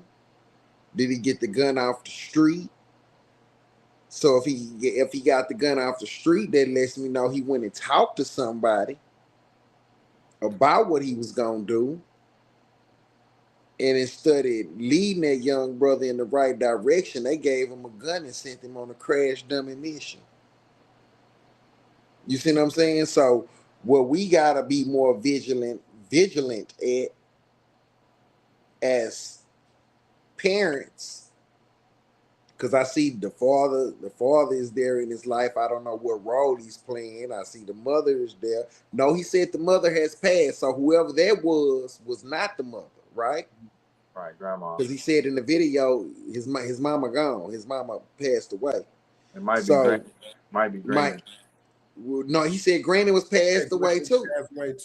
So that had to be like auntie or something. Oh, yeah. Big mama. I love you, auntie. Remember what he said? I love you, auntie. Yeah, that's probably what that was. So I know in situations like that where the mother's gone and grandma gone, auntie raising the son, she's a woman. She could be a little fragile with how she's dealing with him. You see what I'm saying? Do that make sense to y'all? She's not laying down the law. Oh, I get it. Poor so and so. His mama gone. We see this shit all the time. You see what I'm saying? And we think we helping somebody, but in all actuality, you're hindering them. You're enabling them. You get what I'm saying? So for sure, I can see the lack of structure, the lack of guidance, because let's say he was afraid for his life. There's a lot of different ways and different routes he could have took to handle that situation, then go shoot somebody. Now you finna be somewhere where they ain't got guns, and your life could be in just as much danger. There's people going to the penitentiary, ain't coming home, getting stabbed up, raped, beat to death. All these things is going on. So we got, as parents or guardians or anybody over a child, we have to teach these kids that it's a better way to handle our problems. I got a quote, R.I.P. to my boy, what was it, John Weatherspoon? You think you're a man with that gun in your hand, huh? Oh yeah. Listen, if your man. This right here, this was all we needed. You win some, you lose some, but you live. You live to fight another day, man. And I'm done with that one right there for sure. Man, you about to jump in, Rock, or can I go in? No, you can go. Yeah, I'll say something afterwards, maybe. But it's not a debate. I just wanted to just add. But you good. Go on. Speak your mind, my brother. Yeah, I'm gonna talk to the camera. Look, I'm gonna come at it like big like a coach, like big brother. We in the gym. We talking right now, young men. You a coward. Everything you did, every calculation you did, you a coward. Regardless if it came from your mama, your dad, or losing people, you're a coward how you went through it. Because I saw the surveillance video of how the shooting went down. I saw how you walked into the building. I saw how you went into a hallway to sneak and see who it is. I saw how you came out and shot the people. That's cowardly. I saw how you came to a high school to do this because you know that they don't got no weapons at the high school. If this was a beef because you were scared of somebody coming to get you and you really that kind of soldier, you wait till they get into the streets and y'all handle it in the streets. You didn't have to do that around all those innocent people. You didn't have to do that around that school that already went through this terrifying thing last year. You didn't have to do that, but that's what you chose to do. Parents, guardians, whoever you are, you're definitely horrible. You're definitely horrible. And you knew you was horrible. You knew you was horrible when he was in the 8th grade. You knew you was horrible when he was in the 5th grade. You knew you was horrible. You wasn't doing what you was supposed to have been doing. That's why you was praying the way you was praying when he was putting him in that jail. That's when in that cop car. That's why you was telling the older gentleman, be it that his dad or his grandpa, whoever that man was, that's why you was trying to tell him to stop, because you saw the affection that young man was trying to get from that older man at the last minute. It was over with. Those minutes was over with. But she could see that affection, and she said, stop, stop, stop, stop, stop. And she starts praying because she wants to look like the hero. That's been the problem the whole time raising this boy, is that she been wanting to be the goddamn hero. She don't want to be the female, the woman in the house, and be the nurturing to show him that if you got a problem, you come and talk to me. You come and talk to me. And I'm yelling because I'm talking to all of you young niggas and all of you young men that aren't thinking, and young women now that aren't thinking. And I have to go back to the Minister Society. I have to go back to the great Charles S. Dutton, actor. You ought to pray, and the hunt is on. And if you don't see it, I don't know what else we could say. That's why men like me and men like Rock, we're frustrated and tired of wasting our shoe leather, wasting our voices, trying to go talk with the people here who be trying to organize black boys and black females and not shoot each other no more. But you came in that school and you did that. So now it's looking like a school shooting and everybody's going to say, what race is it? And we find out it's a black boy. Now we on the game. Now we trying to copycat. When ordinarily, if in your car talking about that you were in fear and that y'all don't want to see me dead, I can take trust as analyzation of that you don't want to see me dead, that maybe somebody coming. I didn't hear that though. What I heard was a coward was saying I should kill myself opposed to going to jail. But auntie, I love you. I'm not going to do that. I'm going to go to jail. Because even in that moment, you're a coward. You're a coward even in that moment. And it's fine to be the coward that you are right now because you're a young child and your brain ain't developed. And this goes for all you youngsters. Your brain ain't developed until you're 26. And if your brain gets developed awkwardly or defectively during those years that you need to develop it, you're going to still be fucked off when you pass 26. That's why you have 35-year-old men just waking up on that they're supposed to be a man. at 35 because they're just waking up, because we keep raising our kids in these households and we're not showing them how to listen. You can't show them how to listen when they turn 14. You can't show them how to listen when they turn 16 and 18. You have to show them how to listen when they at age 0, 1, 2, 3, 4, and 5. And then you resit them down again at age 7 and you really talk to them and give them a nurturing avenue to come and talk to you. And is it going to work every time for every kid? Nope, it's not. It's not. Are you still going to have a hard time with your kids? Yep. Are you still going to? That's what's called parenting. There's no book to this shit. There's no breaks. And I'm so highly frustrated just hearing the remnants of this story. I'm just highly frustrated. It's crazy. This is 2 big incidents in the same city of Dallas that we're seeing because of poor neglect of parents and the village, period. The village meaning aunts, uncles, brothers, sisters, stepdaddies, mamas, stepmamas, big mamas, aunties. That's the village. And the village right now want to be so-called clout heroes instead of actually being a real fucking hero. Get out of the being a clout hero and go be a real fucking hero to these kids, or we gonna lose them. And right now it look like we already lost them. Land my plane. Hey, that's powerful, man. Man, boy, that was heavy, bro. I want to add to that, and we're gonna go on to the next segment. And once I tell this story, you know what I'm saying, it'll make sense as to why this hit home for me. And I gotta be careful how I explain this story. But those that know, and those that don't know how to read and code, they'll get it. I had a twin. He was like 16. And he went to high school on the north side of Houston. And he was 16, young kid. He, like a lot of us, had a rough upbringing. He come to realize his father did love him, but because of the torn relationship between him and his mom, she made him out to be a bad guy and wouldn't let him see him.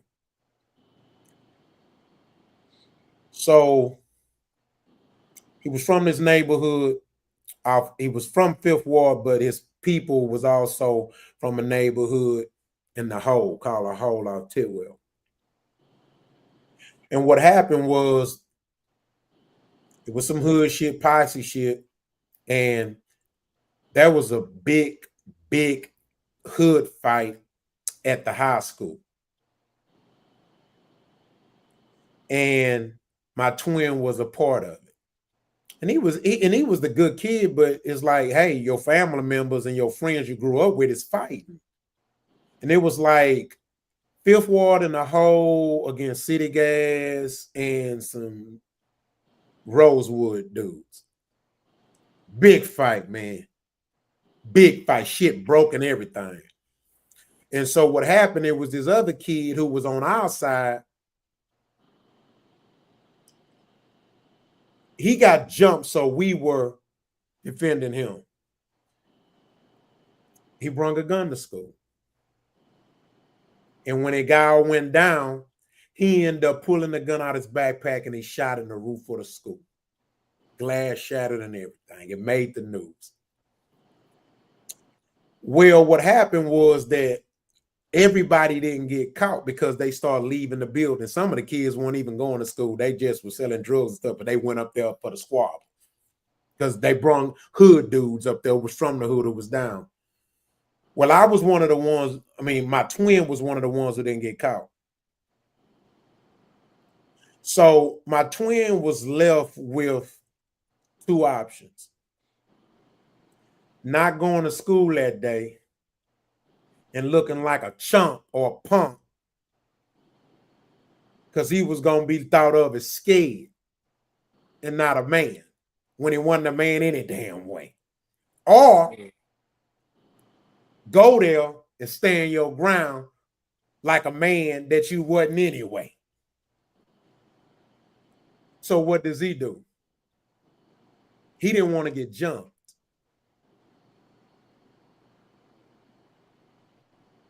He bring a Tech 9 to school. God was with him that day. If we're basing it off religious terms, but I'm gonna just say that there was something protected my twin. And I was in he was in his locker. And there was this girl named Baranthia Jeanette. She liked it. Beautiful girl, dark girl, big booty, fine. She came to his locker and seen him putting his backpack in there and happened to see the gun. She got scared. What are you doing with that thing here? She was like, don't do it. Don't do it. No, let it go. Let it go. She knew what happened the day before. She was there. So my twin is in class. The principal and the assistant principal come in. They asked for my twin. He knew then what it was for because Baranthia seen him with the gun. Said, go to your locker. Where's your locker? Told him to open his locker. My twin started opening her locker, then shout out. Got the hell out of there, huh? Twin got the hell out of that motherfucker. Yeah, he knew. Hid under the ditch where the school at in front of the school. Took out, they end up catching him. Brung him back to the truancy office where they had like a makeshift jail cell, but it was just plexiglass, a room with plexiglass. He kicking and screaming like a little bitch. Talking about let him out. Nah, you hard, nigga. You knew he couldn't do jail. He couldn't even do 2 hours in a motherfucking makeshift in a plexiglass room, nigga. Well, he knew wasn't nobody gonna hurt him. That nigga ain't even have a cellmate, nigga. How the fuck he gonna do jail time, nigga? He was crying like a little bitch in a plexiglass office. Damn. His Aunt Shirley. I mean, not Aunt Shirley, his cousin, it was Toby mom. Came and got him out. They talked, she talked him out of letting him go and not pressing charges. He was a minor anyway, so they said fuck it. But they didn't want to charge him. So when I talk about this situation and I describe how I felt about him and his parents, that's exactly how I felt about my twin in this situation. He was a coward. He was a coward ass nigga who was living through his mama ways. He was a little bitch. Because the way he was going to go about handling that situation wasn't the best way. And even though he wasn't going to go shoot other motherfuckers, he didn't know how to shoot. He never been to a gun range.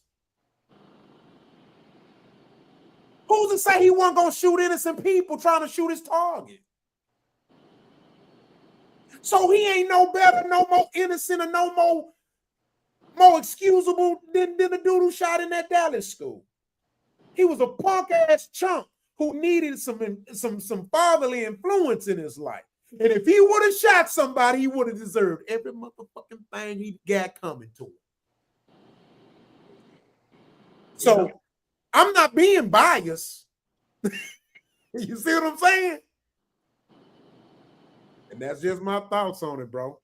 Yeah, but I don't care if I'm biased or not. I'm being a fuck. I said I don't care if I'm being biased or not. I'm being a fucking dad. I'm a fucking dad.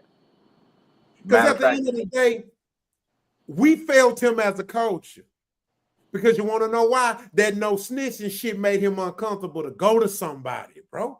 He didn't want to go to nobody and say, hey, they gonna kill me because no snitching. We gotta let this shit go, bro. The imaginary fucking rules. These imaginary fucking rules. It's biting us in the ass. Killing these kids, man. It's killing them. Killing these children, bro. Yeah. Yeah, man. All right, so let's go to the next subject. That was some good shit, y'all.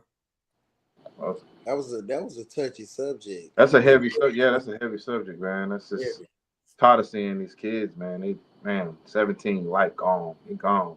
That's three 17-year-olds I done heard in less than a week. Life gone. Baby. What the baby? What the baby? Fuck the baby. Fuck the baby. Give you the Bacardi. I'm ready to say fuck the motherfucker. Ready to beat the motherfucking baby the fuck up. You sound like a nigga. Yo. Fuck the baby. What the baby? What the baby? Fuck the baby. She'll be pregnant in 2 months. That was gross. That's gross, man. She'll be pregnant again in 2 months. Let me add some context to this. And this is why I cringe when Black women in general call us all these names and negatize us when we talk about abortion. So let me add this context before y'all speak. Because what we seen was the worst of the worst of the worst, right? But guess what? You have the most educated, well-off Black woman who are supporting abortion. So my point is, I don't give a damn what level you on in society. If you support that shit, y'all all one and the same to me. What's the difference? My body, my choice. What? So, okay, so she's a hood rat, and then the other person that supports it got 4 degrees. That doesn't make it okay. Because you're an educated Black woman with 4 degrees and you make $200,000 a year. That don't make it excusable for you. No more than it does for her. But what's y'all thoughts on this? Go ahead, Kane. Man, my thoughts on that particular video is I don't know, that's just crazy to see that, but you would think it's a moment of, it could be a moment of somber. I mean, I could be a moment where you're a little young girl, you're scared, or maybe you're a single woman in your situation and you're scared and things of that sort, and you think it'll be a somber moment, or maybe it was somber 2 nights before, your girls drove you over, they're trying to cheer you up, and maybe you're in the parking lot, but in the parking lot doing that, saying that, it just leaves this implication like you've done this before. Or you will do this again and again and again and again. Meaning that that means that every other layer is broke down. That means wearing protection during sex is broke down. That's not happening. That means. So I don't mean to cut y'all. Yeah. But let me add some context to that, right? Yeah. Because for me,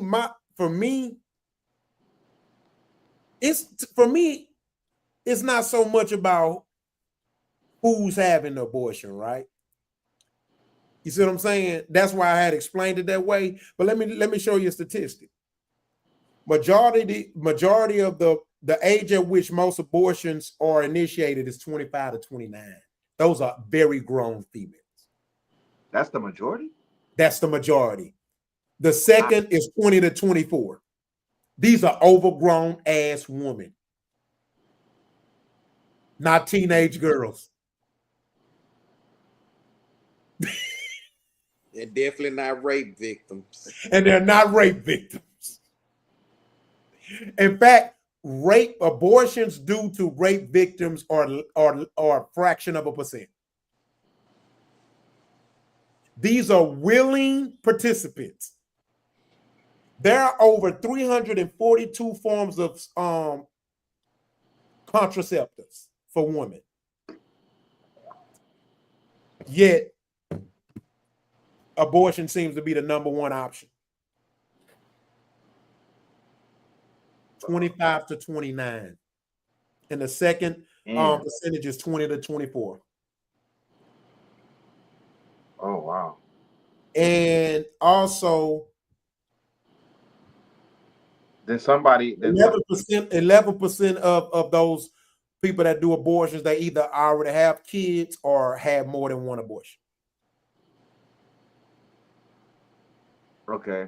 So the information that we're getting from the mass, they lying to us about who's doing the abortions, who's getting them, and we know who it is, we know what it is, and without me having to sound like it's just a one-sided blame, because as far as I know, it takes two to make a child.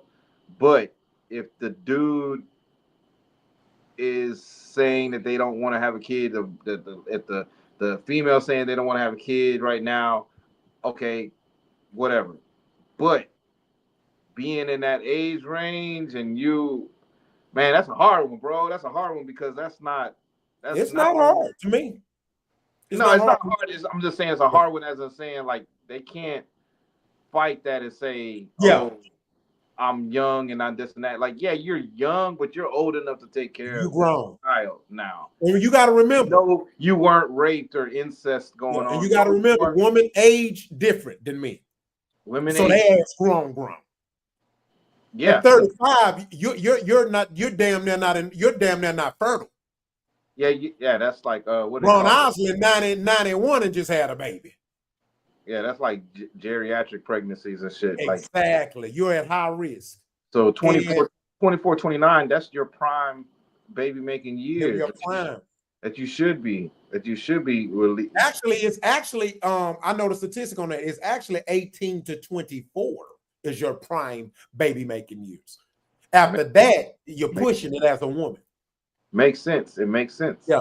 Going and also 13. Black woman, and this is on a blackdemographic.com.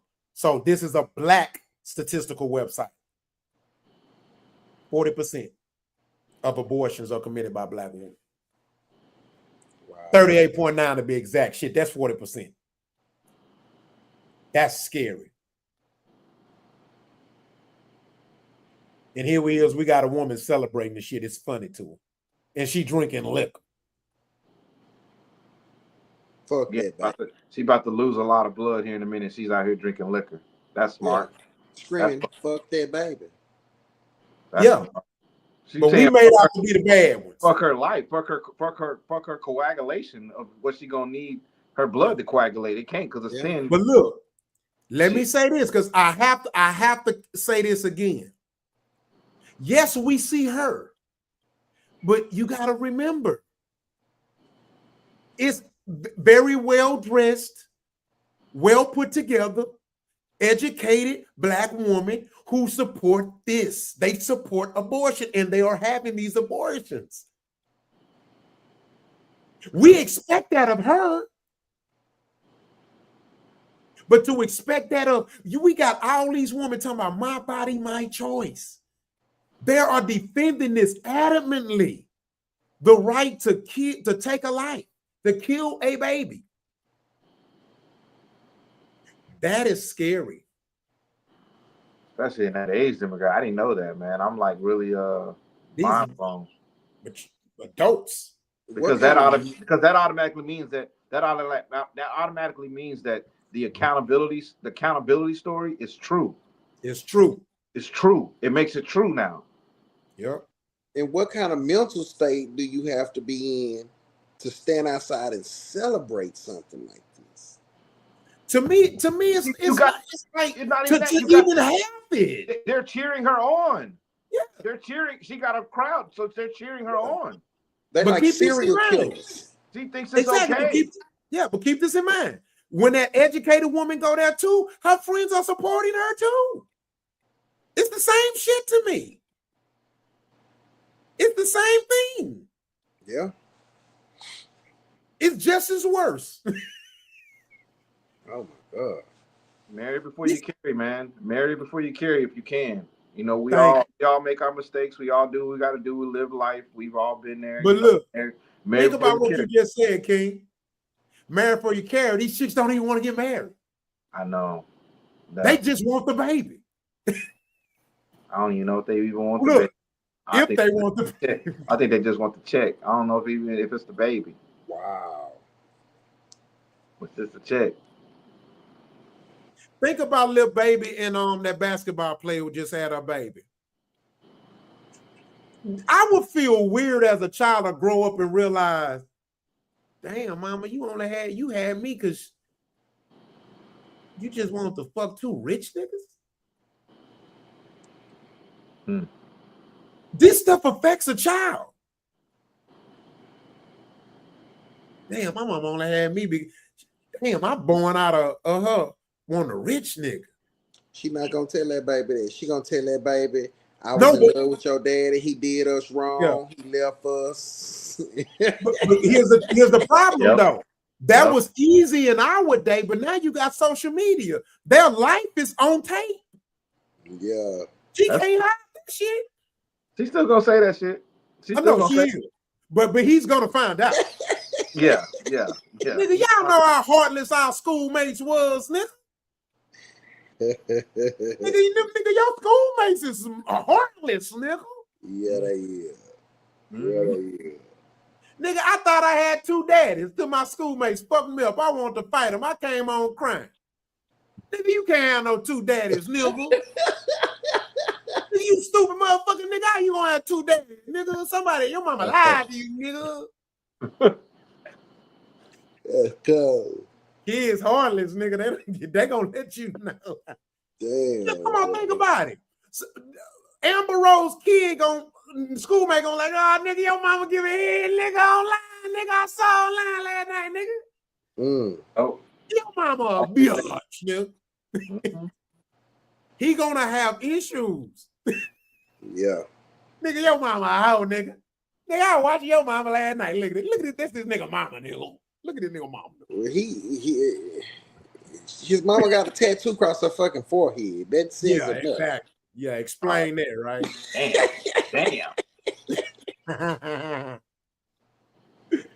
This bitch is not the model. You know what I mean? Yeah. All right, so we finna go to the next subject.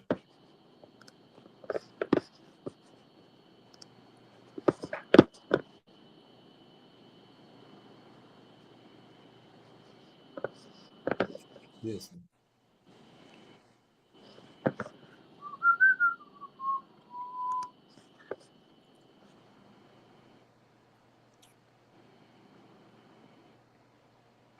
Electricians are needed every year for the next 5 years. Jeez. To make up the shortage that they have. We need 500,000 plumbers by the year 2030. Good Lord. What an opportunity. Now, we've been talking this trade talk. Mm-hmm. We've been telling niggas. But do you understand? Okay, you want to get money, right? Do you understand that with a shortage like this, that you're going to be able to set your price because there will be no competition? There is no better time to go get a trade than now. Right now.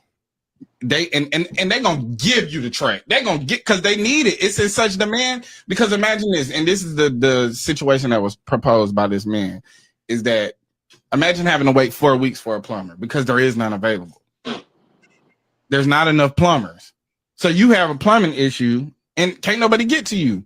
Because nobody's doing it. Mm-hmm. That's gonna make shit smell like gold to me. Yeah. Oh, it's time to go get it. You ain't gonna. I mean, because here's the thing. That's a lot of motherfucking people. Yeah. By 2030, 500,000 people are needed, and nobody doing it. This is a golden opportunity for young black men. I promise you, young black men that are trying to pivot and find a new direction in their life because the warehouse ain't working out no more. It's time, bro. It's time. Jokes about what is true. All right, so that's the factual statistic. I did do the research. First, I want to start out by saying I know one. He makes good money. Yeah, me too. He makes good money. Fish make good money. You understand me? He make good money. He been a plumber for a minute. Yep. And so my question to y'all is this.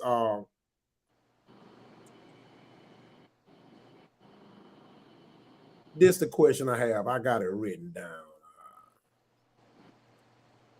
Why don't black people want to be regular? What's ego again? Regular people, man? Like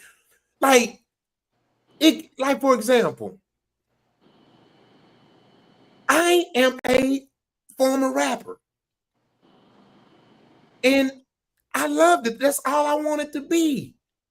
It was a career for some years. But damn, why everybody want to be a goddamn rapper? I was just about to say that. Why everybody want to be a goddamn YouTuber? Everybody can't be the same shit. And that's the problem I have with black people. We all want to be the same goddamn 6 things. We all want to be the same 6 shit. Athlete, rapper, actor, YouTuber, podcast. We don't want to do another motherfucker. We want to make clothes. We want a boutique. We all want to do the same 7 things. Or we all want we want a restaurant, and ain't nothing wrong with it. But why do we all want to be the same shit? It blows my mind. White people don't all want to be the same shit.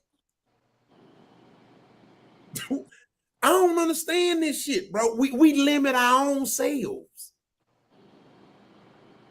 What's y'all thoughts on this shit? Ego. There we go again with this damn ego, bro. I was just talking about that earlier. It's ego. Yeah. You gotta shake that bullshit. Pride, my grandma used to always say, pride will bring you to your knees. We got to give. It's nothing wrong with taking your ass, go and get a decent paying job. Straight up.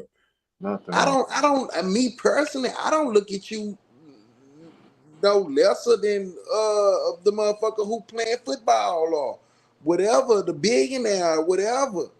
If you going to work every day, taking care of your kids, taking care of your family, being a man, I put you on the same pedestal with the president of the United States. Hey, B. Hey, who the billionaire dress like? Man, the regular guy. The regular guy. Driving an 87 Camry. Come on. That says everything. An 87 Camry with no dents. It's perfect. I bought it in 87.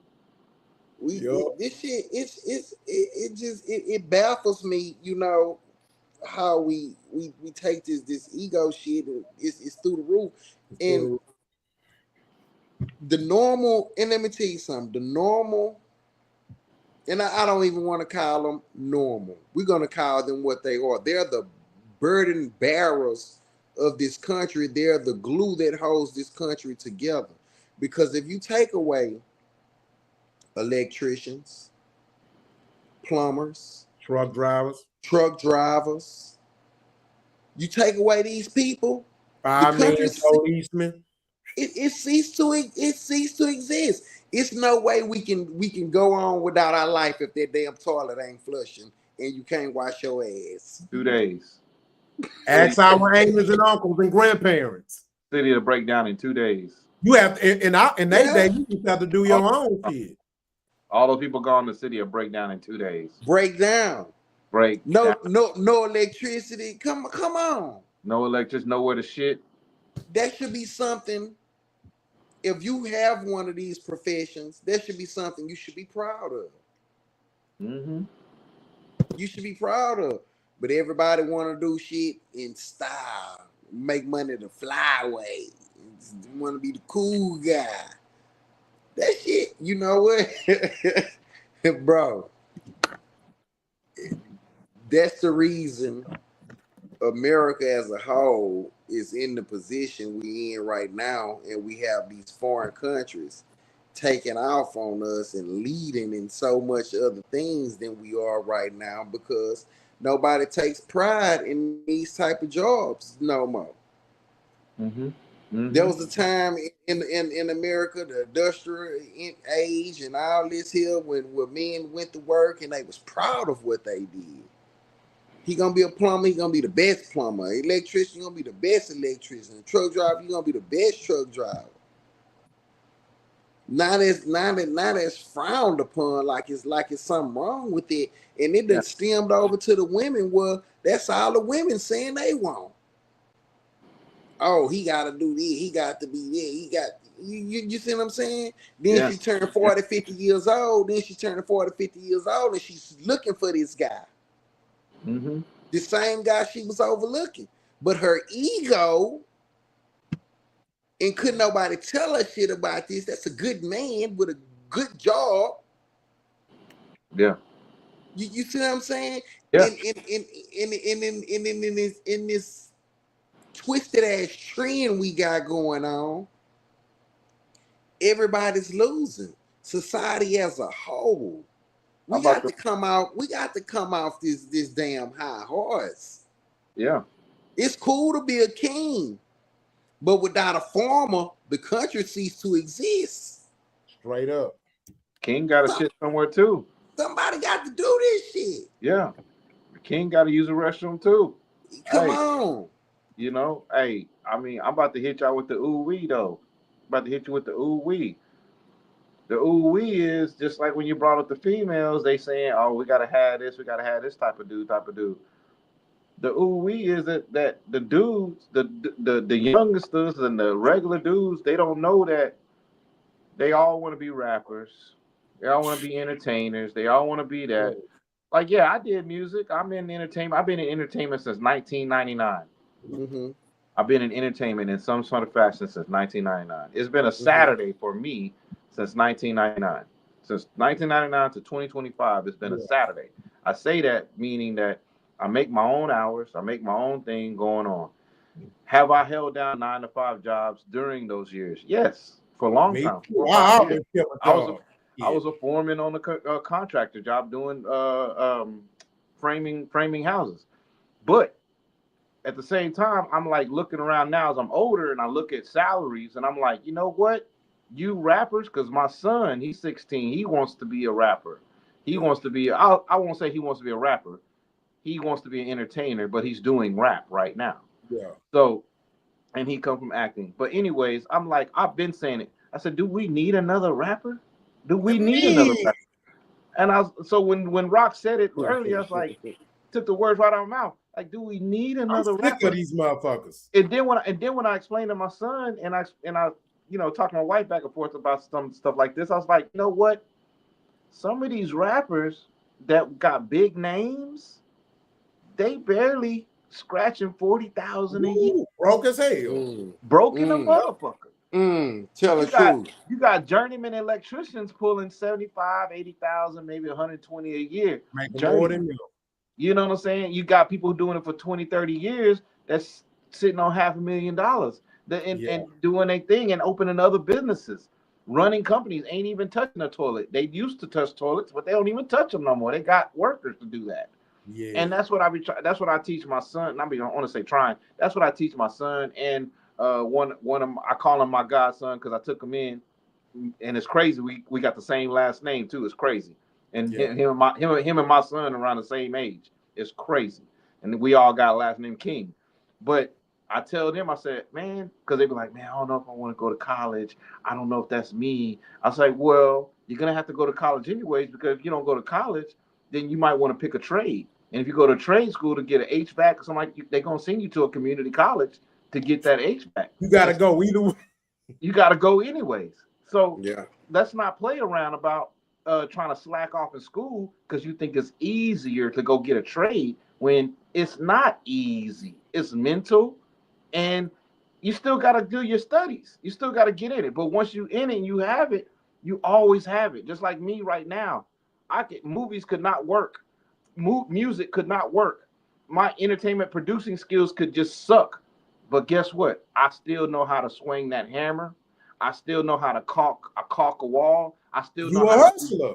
I know You know how to basic hustle. plant These plumbing. dudes out here be just want to be one thing, and then they don't even be good at that from a hustling standpoint, and don't know how to do shit else. Like, are you serious? Yeah, there's a whole bunch of. We don't have hustlers like we used to. There's a bunch of. When I say a hustler, I mean being able to do more than one thing to earn $1. Yeah, I know a bunch of grown niggas that don't know how to do basic house stuff. Like we go to your house and I'm looking at your drawer and your drawer is messed up. You don't see that? Fix that, nigga. Take it apart. Look at it. Fix it. Why are you waiting on the maintenance man? Waiting on the maintenance man for what? Hey, look, King, they can have a kid and don't even know how to put the damn kid carriage together. Ooh, man. Hey, am I lagging? Yes, you are. Yeah, you lagging a little bit. All right. Yeah, man. He's right about the trades because I've been on that for like the greater part of 3 or 4 years. Like, man, get a trade, man. If anything, just to have it. You could still go be an architect. You could still go be a music engineer. But go get that trade that's gonna pay you money every day. Like anything to do. And I'm saying this right now to y'all. I've been in the arts my whole adult life. And yes, I've made money. Yes, I've traveled the world. Yes, I've seen every single type of female. Yeah, you like you own better now. I've seen and been with every type of female you could think of a race because of things. But it's hit or miss, man. It's feast or famine, man. There's times where I go 6 months and ain't seen a fucking dollar, man. But just because I have a resources and a gift of gab, a hustle about me, I can keep it moving, maneuvering, and I know how to save my money and put money back and do stuff like that. Because you have to know that, hey, I might be on for 3 months, but shit, I could be down for 6 months. Because I lived that life where I was on for 3 months and I spent and went out and partied and splurged hard for 3 months. And then I was hungry for 6 months. Didn't know where I was going to eat at. And that's the life of an artist.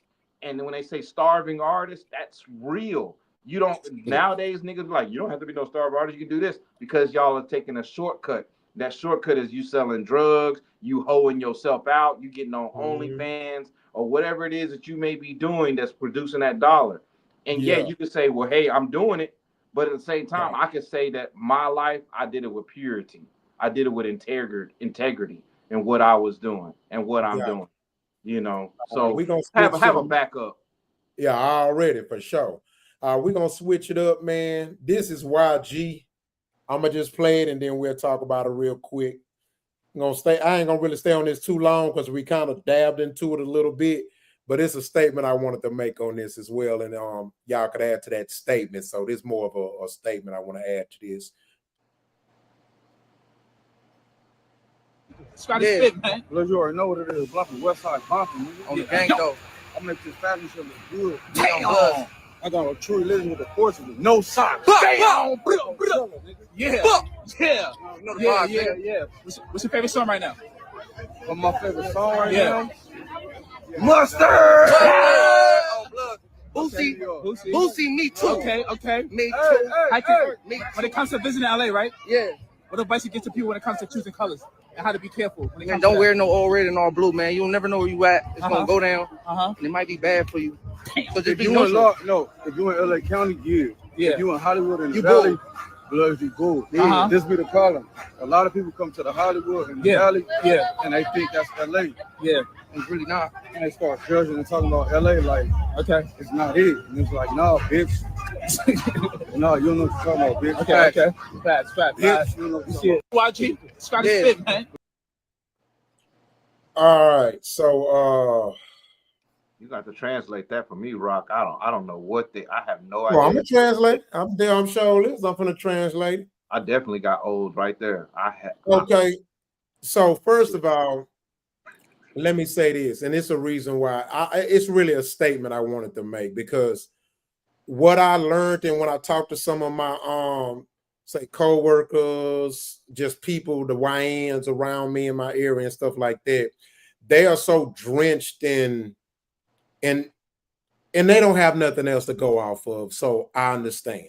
If they've never been to Texas, Louisiana, or certain states or whatever, or states where they haven't been, then they don't know. They don't have nothing to go off except by what they see, and they believe it.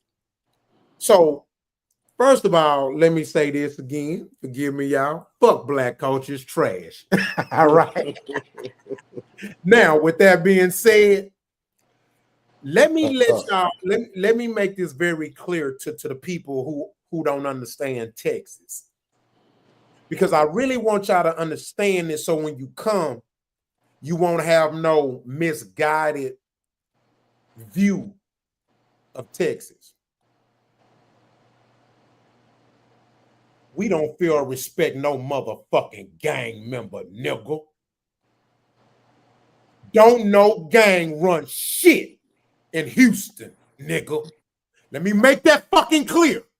No. Gangs don't run a motherfucking thing in Houston, Texas, nigga. Let me make that clear again. You wear what color you want. You can wear pink. We might laugh, but we ain't gonna disrespect you. We don't give a fuck. Mm-mm. You can wear what you want. Ain't nobody gonna fuck with you. I'm gonna say this. We're not looking to rob you in Houston, brother. We gotta be one of the most openly cool cities to out-of-towners. If anything, we want to welcome you. We offer your ass some neck bones and some beans and rice, nigga. Real quick. You want your connection. Mm-hmm. If it's a hood nigga see you, we want your connection, nigga. Yeah. Or we want to be your connection. So I just got to get that clear because a lot of times these fake ass rappers and shit out here who on some gang banging shit and they telling y'all in y'all raps and they throwing up their gang signs in their videos and raps and they got y'all thinking that gangs run shit out here. We not scared of them motherfuckers. They scared of us. Mm-hmm. So do not come down here thinking that gangs run shit. They don't run nothing. And I got 2 members on the panel that will vouch for that.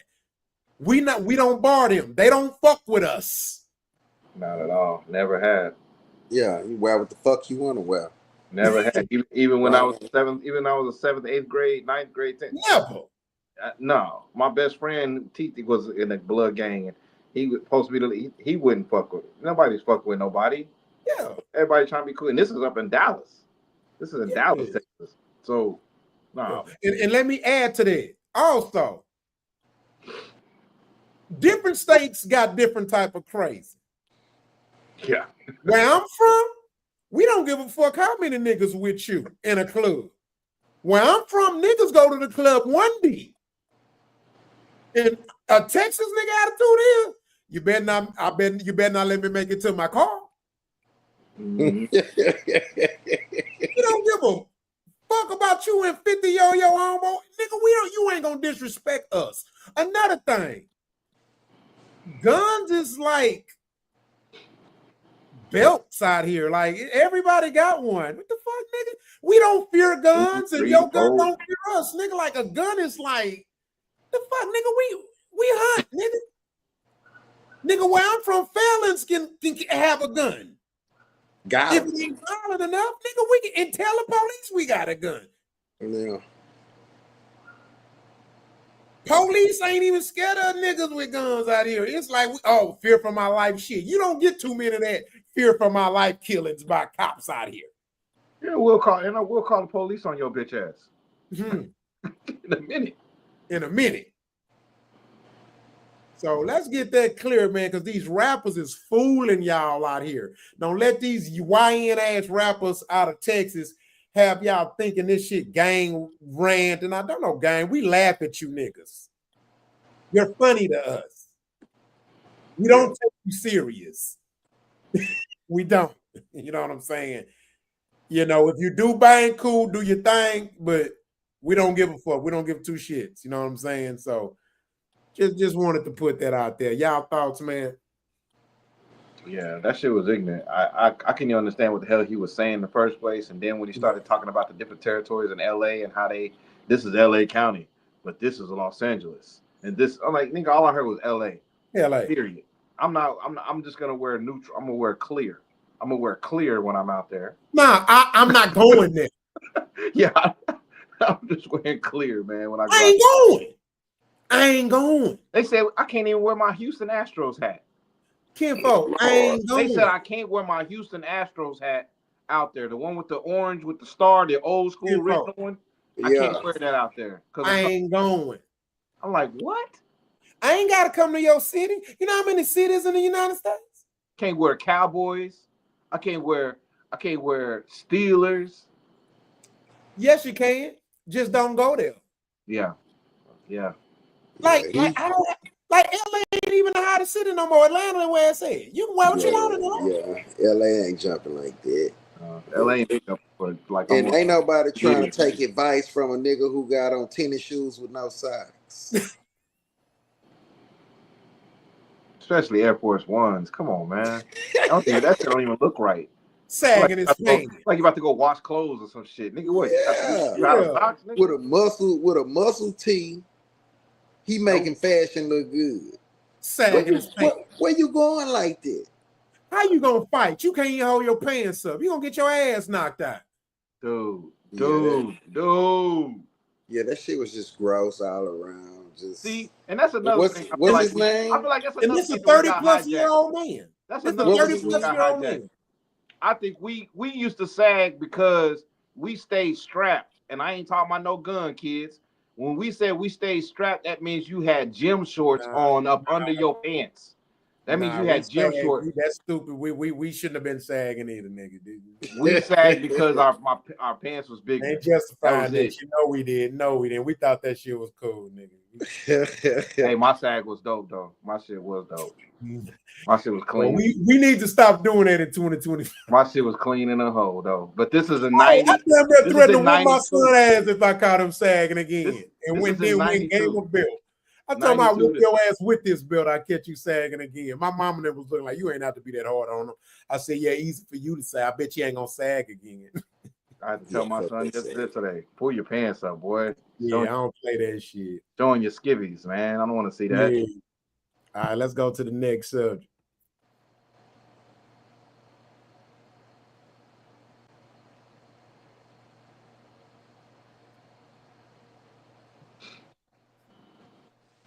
However, in fact, more than 80% of the luxury bags in the world are made in China.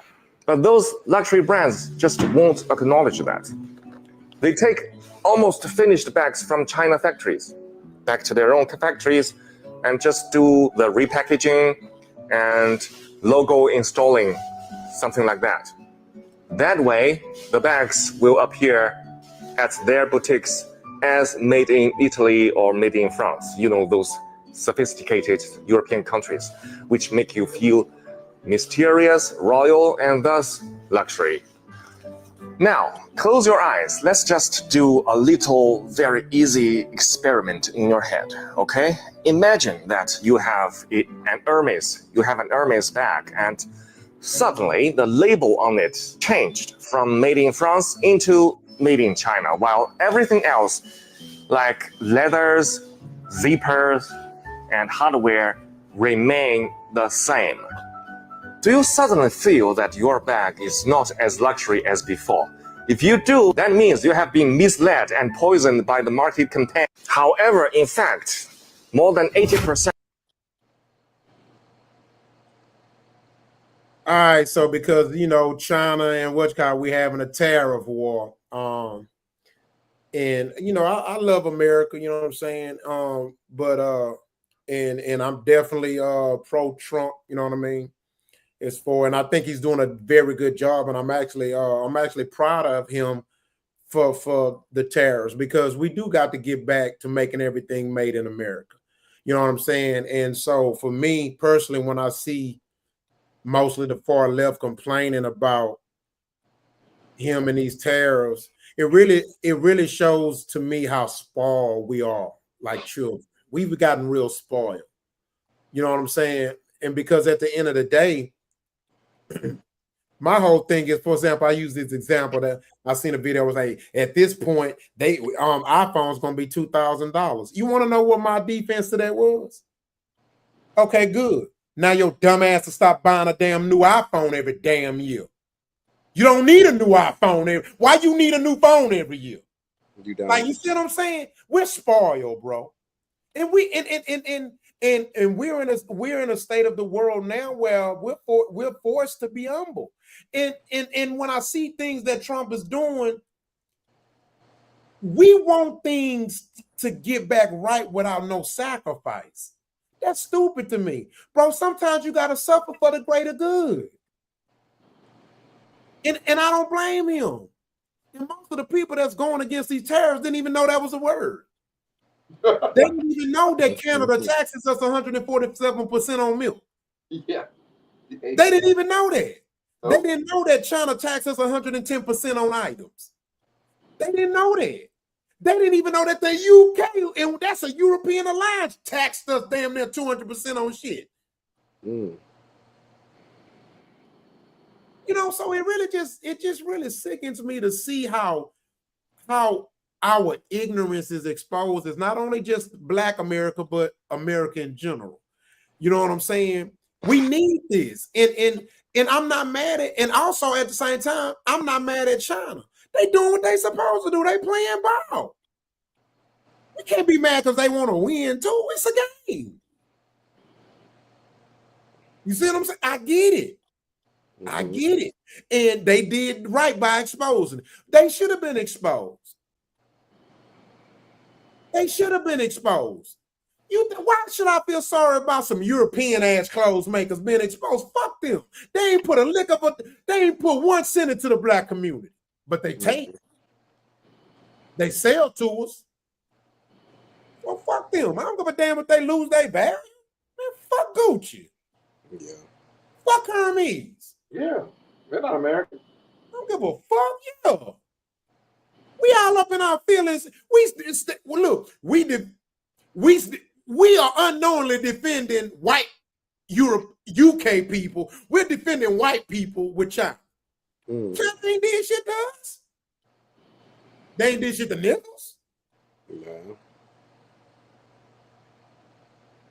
So it's just weird how Black people so quick to fight for everybody for them. Free Palestine, free Ukraine, free Europe, free UK. But you don't never see them niggas say free Congo. Yeah. Yeah, they don't even know what the fuck that is. Yeah. Free Sudan. Look what's going on in Sudan. They don't even know what the They fuck. don't talk about it. They don't even know the country. They don't even know what that is. Yeah. I say this all the time. It kills me how many times when I would tell people I'm going to Africa, be careful. But if I tell you I'm going to UK, you don't say that. Have fun. I want to go. Nigga, do you know they got the highest stabbing rate in the world? They will stab you to death. But my own people. But then when you go there, I'm like, look at all these goddamn white people in Nigeria. Damn. Look at all these Asians in Nigeria. Look at all these Arabs over here.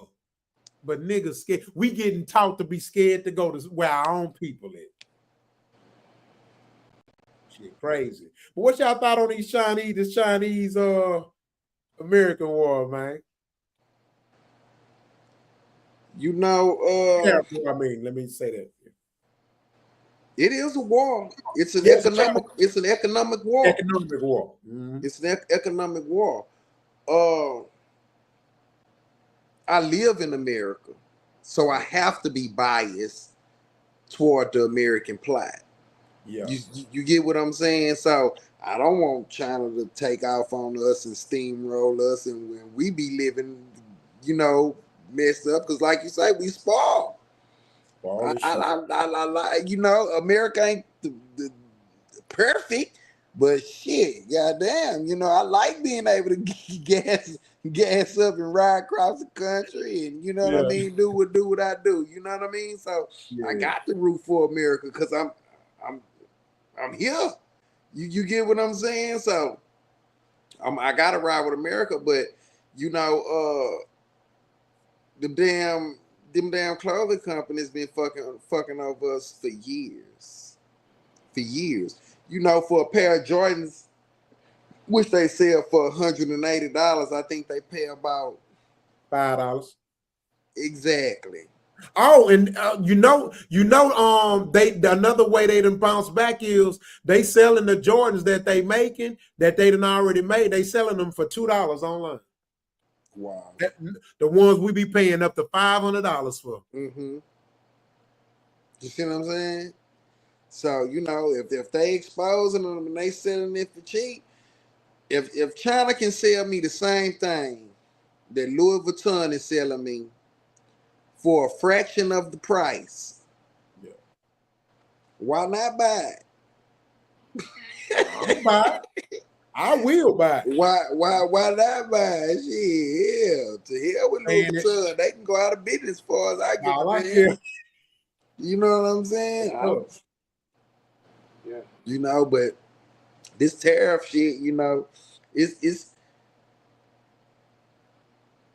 gonna get better before it gets. It's gonna get worse before it gets better, but it will. I think it's gonna get better before it get worse. I mean, the reason I say it's gonna get worse before it gets better because we're gonna have to go through that stage of adaptation. Yeah, we in it right now. We in it right now. We in the worst. They already talking. They already coming to an agreement. Yeah, we in the worst right now. And exactly. In 2 years, we're gonna see the biggest economic boom we've ever seen. I love everything. I love everything that he's doing with the tariffs. I love the fact that I can go all the way back to 1988 and hear an interview of him talking about how he wanted to do the tariffs and how we should have been. See, these are the things that we was talking about in 99 in the backyard. These are things we're saying that, we need to bring the money back to America. We need to bring this stuff back here. That whole taking companies across the seas, that was sold to us, and now we clearly know we have 40 years of understanding that just does not work. And you know why we don't have no choice? See, this is why I say Trump and his team is a genius, right? Here's what a lot of people don't know as to why, one of the many reasons why he's doing this. See, the left, they want to just go to war and steal everything. But here's what Trump and his team is understanding. We can't fight the world. The world's evolving, right? Mm-hmm. They see that Africa is on a roll and there's no stopping them. They see Russia partnering with China. Do you know that's a fucking major? They understand that, hey, they can't just be bullies no more. It can't work like that, right? So here's one of the many reasons why he's doing it. Because he understands that the value of the dollar is a wrap. It's a wrap. Do you know over 30-something African countries have dropped the dollar? China dropped the dollar. Russia dropped. So many parts of the world have dropped the dollar. So they mean the value of the dollar steady going down and down and down. And meanwhile, these once third world countries are not major countries. Now their value, they're bagging their dollars or their yens or whatnot off their resources now. Mm-hmm. And so now it's becoming an equalization. And Trump is like, look, man, we can't beat off this shit. Nah, we're gonna get fucked off. We're gonna be a third world country. So fuck it. Let's just up our tariffs and match them on the tariffs, and we can still stay in. And then another thing, Trump is getting us out of debt. Think about this. How long can we keep being in debt with China? Without it being some type of recoil. Right. It's going to force us into a war because guess what? We can't just say, well, shit, hell, you own us now. Mm-hmm. We ain't the only one with nukes. We ain't the only one with warships. You seen how they one-upped us on Taiwan? You think China going to take Taiwan? Hell yeah. Yeah, they're gonna They're take not it. gonna take it. Taiwan gonna side with their brother. They're gonna take it That's all. their brother. They might not get along half the time, but that's their brother. Yeah, they the same people. They the same. Yeah, they know the they same. can't trust America. Yeah, they only separated because of Civil War. That's it. But that's the same people. Russia They gonna get. They're gonna come to a deal, man. Russia gonna get Ukraine. China gonna get Taiwan. Yeah. But here's the crazy part. This is why I be laughing at people ignorant. Here's why I didn't give a damn about their Ukraine war. Because what a lot of people don't know is they don't understand the history. Ukraine was Russia's from the get-go. The motherland. It's the source. It was Russia's in the first place. Yeah. Yeah. And that's what the left don't want to say out loud. They don't want to say it out loud. Yeah. So and that's where I feel like the real story is with this, is us being able to see how dumb and ignorant we could be about politics, how dumb and ignorant we are about foreign aid, about all this stuff, everything that's being exposed. Because I'm like, I can sit here till the cows come home and talk about the things that Trump is doing that is going to benefit us. The quiet thing out loud is this. Yeah. They know, just like we know, that Trump is going to go down as one of the greatest presidents ever. Facts. And they're trying to do everything they can to bring that down, to suppress it. They know they can't keep it away. They're trying to suppress it as long as they can, because it's just a petty, ignorant way of doing it. But mainly it's like it's keeping them from having to go learn the truth of how the world really works, learn how America really is working. It keeps them from it. If they can stay in that anger, if they can stay in that whole hate Trump TDS thing and stay there, they can ride that for another 3 years, and then hoping that a Democrat gets back in and they go right back to the same fucking psychosis that we've been seeing for 40 years. And that's what they're hoping. That's why AOC and Bernie them are running around the way they're running around, because they think they can wait out Trump to do something stupid. They're waiting on Trump to do something stupid. And that's past that. He could do something stupid. It doesn't matter. He already did so many great things. I don't know why we just don't get behind each other and unite. I don't know why we not. Time will definitely tell. Yep. All right, so I'm gonna get on the last subject, man. We might as well kill this last 8 minutes. So I want y'all thoughts on this, man.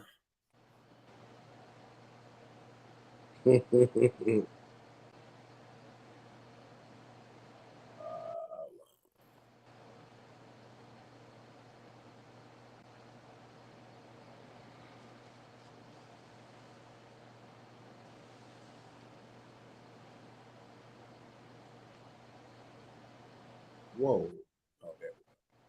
Now I'm tripping. Dang, hold on. God dog it.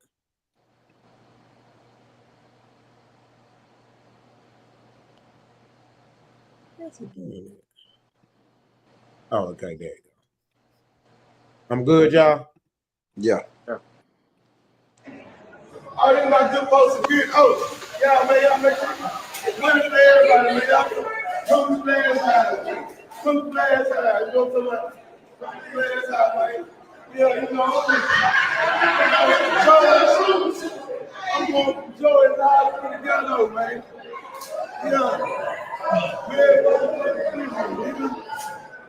Yeah, come to the players' house. Come to the players' house. Oh, yeah, it's going down. It's going down. Everybody come to the players' house. Give me this shit away. Out the head.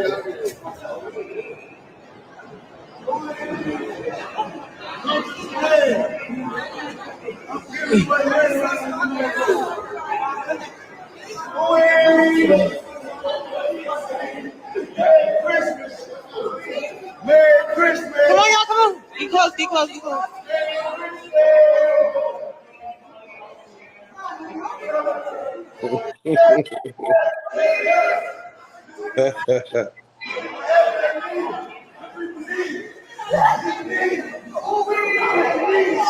They need the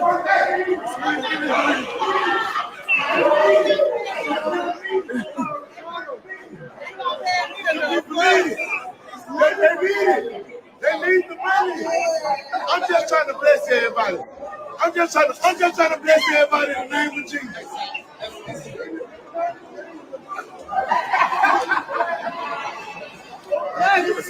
Hi. What's up, y'all? Damn, man, this is crazy. Say this again. Wow. Black men do not want to grow up, man. Now, he just got killed.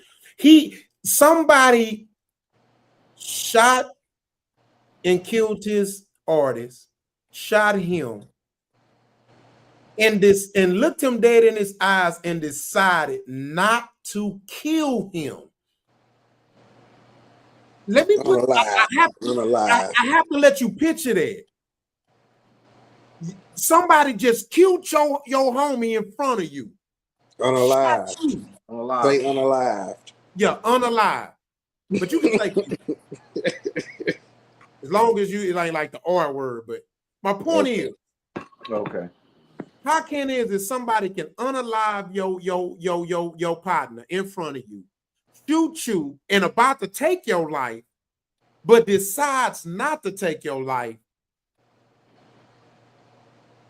and this is your energy right after? And then you walk into a public mall, which is a high-end mall, and show why security always being biased towards the patrons there, because they look like you. And you throwing around money, causing a riot. You know they're going to charge him. That's inciting a riot. So he just asks for unnecessary legal issues. That's inciting a riot, because people can start fighting over that money. What if somebody tried to reach for the money and fall off the floor and hit the skating ring and die? That's another charge. You just think about the countless charges that could have been created off that, causing that mayhem. Mm-hmm. And then you're promoting a sex club. Think about the charges that this man might get out there. You bringing unnecessary legal issues on yourself. But then you turn around in these interviews talk about how I'm a leader. Yeah, I'm a leader. I'm a hero in my city. And this is the problem. Rappers are the black culture's heroes. Not the activists in the community. It looks that way. It's just mind blowing. I couldn't carry myself after that. Even if I did have that type of mentality, I couldn't go around. I could just less than a week after my homie then died, got killed in front of me. I don't even want to be out in public like that. Yeah, that's a bad taste, man. You know, it seems to me he's attempting to take the situation, what happened to him and his homeboy, his artist or whatever have you. He's attempting to take that publicity and steamroll with it. He's exploiting that situation. Absolutely. Which is really sad. Absolutely. That's sick. It's sick. And that's you know, that's the reason now why these young brothers, the ones who are inspiring to be rap artists, they feel like they got to get shot. They feel like they either got to shoot somebody or go to jail in order for their album to sell. It's twisted, man. It's a twisted psychology going on here. Right. So what this does is, the chances that your album pop or your single or whatever you're trying to promote at the time, the chances of that popping is a lottery ticket, right? Yeah. That's we gambling here. You see what I'm saying? It's $1 million of you. You gambling here, right? But the chances that somebody do actually unalive you is way higher. Way higher. Way higher. So you betting against the house. Now, And we can go down to the penitentiary right now. The house is up. And before that, he almost died in a car crash. But do we still have this same sentiment had he not been in that situation? Because we know his personality. This is his personality. This is his personality. This is what he does. This is what he's always done. His antics. So yeah, I'm not a fan of his personality. Yeah, Yeah. I'm not a fan of it. Mhm. I mean, I don't. You gotta grow up. You gotta grow up. Like man, we got grown ass kids walking around here, man. You gotta grow up. Yeah, he's not even in his 20s no more, right? In his 30s. Right. And he's still something's up. Something's wrong with it. Could be, I don't know. It could be on the beefing spectrum. with everybody. He beefing with somebody else again. This is his whole career. He done got robbed. Like this man, like it's just no matter what he keep going through, he still won't grow up. It's just he been robbed several times, shot, car accident almost cost him his life. And the other half of the other group, he's in the penitentiary. Or dead. He got several of his team that died. He got killed. Gee. Oh yeah, they got knocked out. Man, he lost like 3-4 to murder. They killed them boys. Yeah. And I understand, that Sauce Walker, that is a character that he's trying to. Is it worth your life though? That's a character. That was gonna be my next point, but it's not worth your life. It's not worth your life. Not at all. Damn, man. Ridiculousness. Then I'm like, what's the marketing in that? Because honestly, you could have went anywhere and threw up $10,000 outside with no people and still got the same effect because you're doing it for the social media. You're doing it because people. Maybe 1 out of 20 people in the Galleria Mall in that area would go to the damn strip club or thinking about going to a strip club. So you just throwing money around and advertising to a market that ain't even for you. That ain't even gonna show up. Why didn't you go to Treasures? Why didn't you go to the Ritz? Why didn't you go to all the other strip clubs and do that? And say, hey, fuck this strip club, come to mine. 10 G's in the air. Fuck this strip club, come to mine. You really gangster like that. You really gangster like that. That would have been a better marketing strategy. Let me shut this club down. I'm gonna throw 100. Y'all come to mine. Yeah. Those kind of things. But that's what I'm saying. I think he's like you're saying, attention. He's attention. Something going on up there. Something going on. Noodle could be on the spectrum. Who knows? Something going on. Because he's too consistent. He's consistent with it. It's way too consistent. That's the good word. That's a good word. I was like, we're talking about over a decade and a half. He's so consistent where I don't understand it. I'm like, man, you too rich, you too wealthy. If you that wealthy to throw money like that, what's wrong with you? Like, what is wrong with you? Well, you know what they say, money don't change. It just bring out what was already in you. That's exactly what it does. And I don't want no beef. I'm in the city with you, brother. I don't want no beef with TSF or anybody like that. But God damn, man, what are y'all doing? He the one decided to go on social media and throw that money up. Shit, it's a podcast.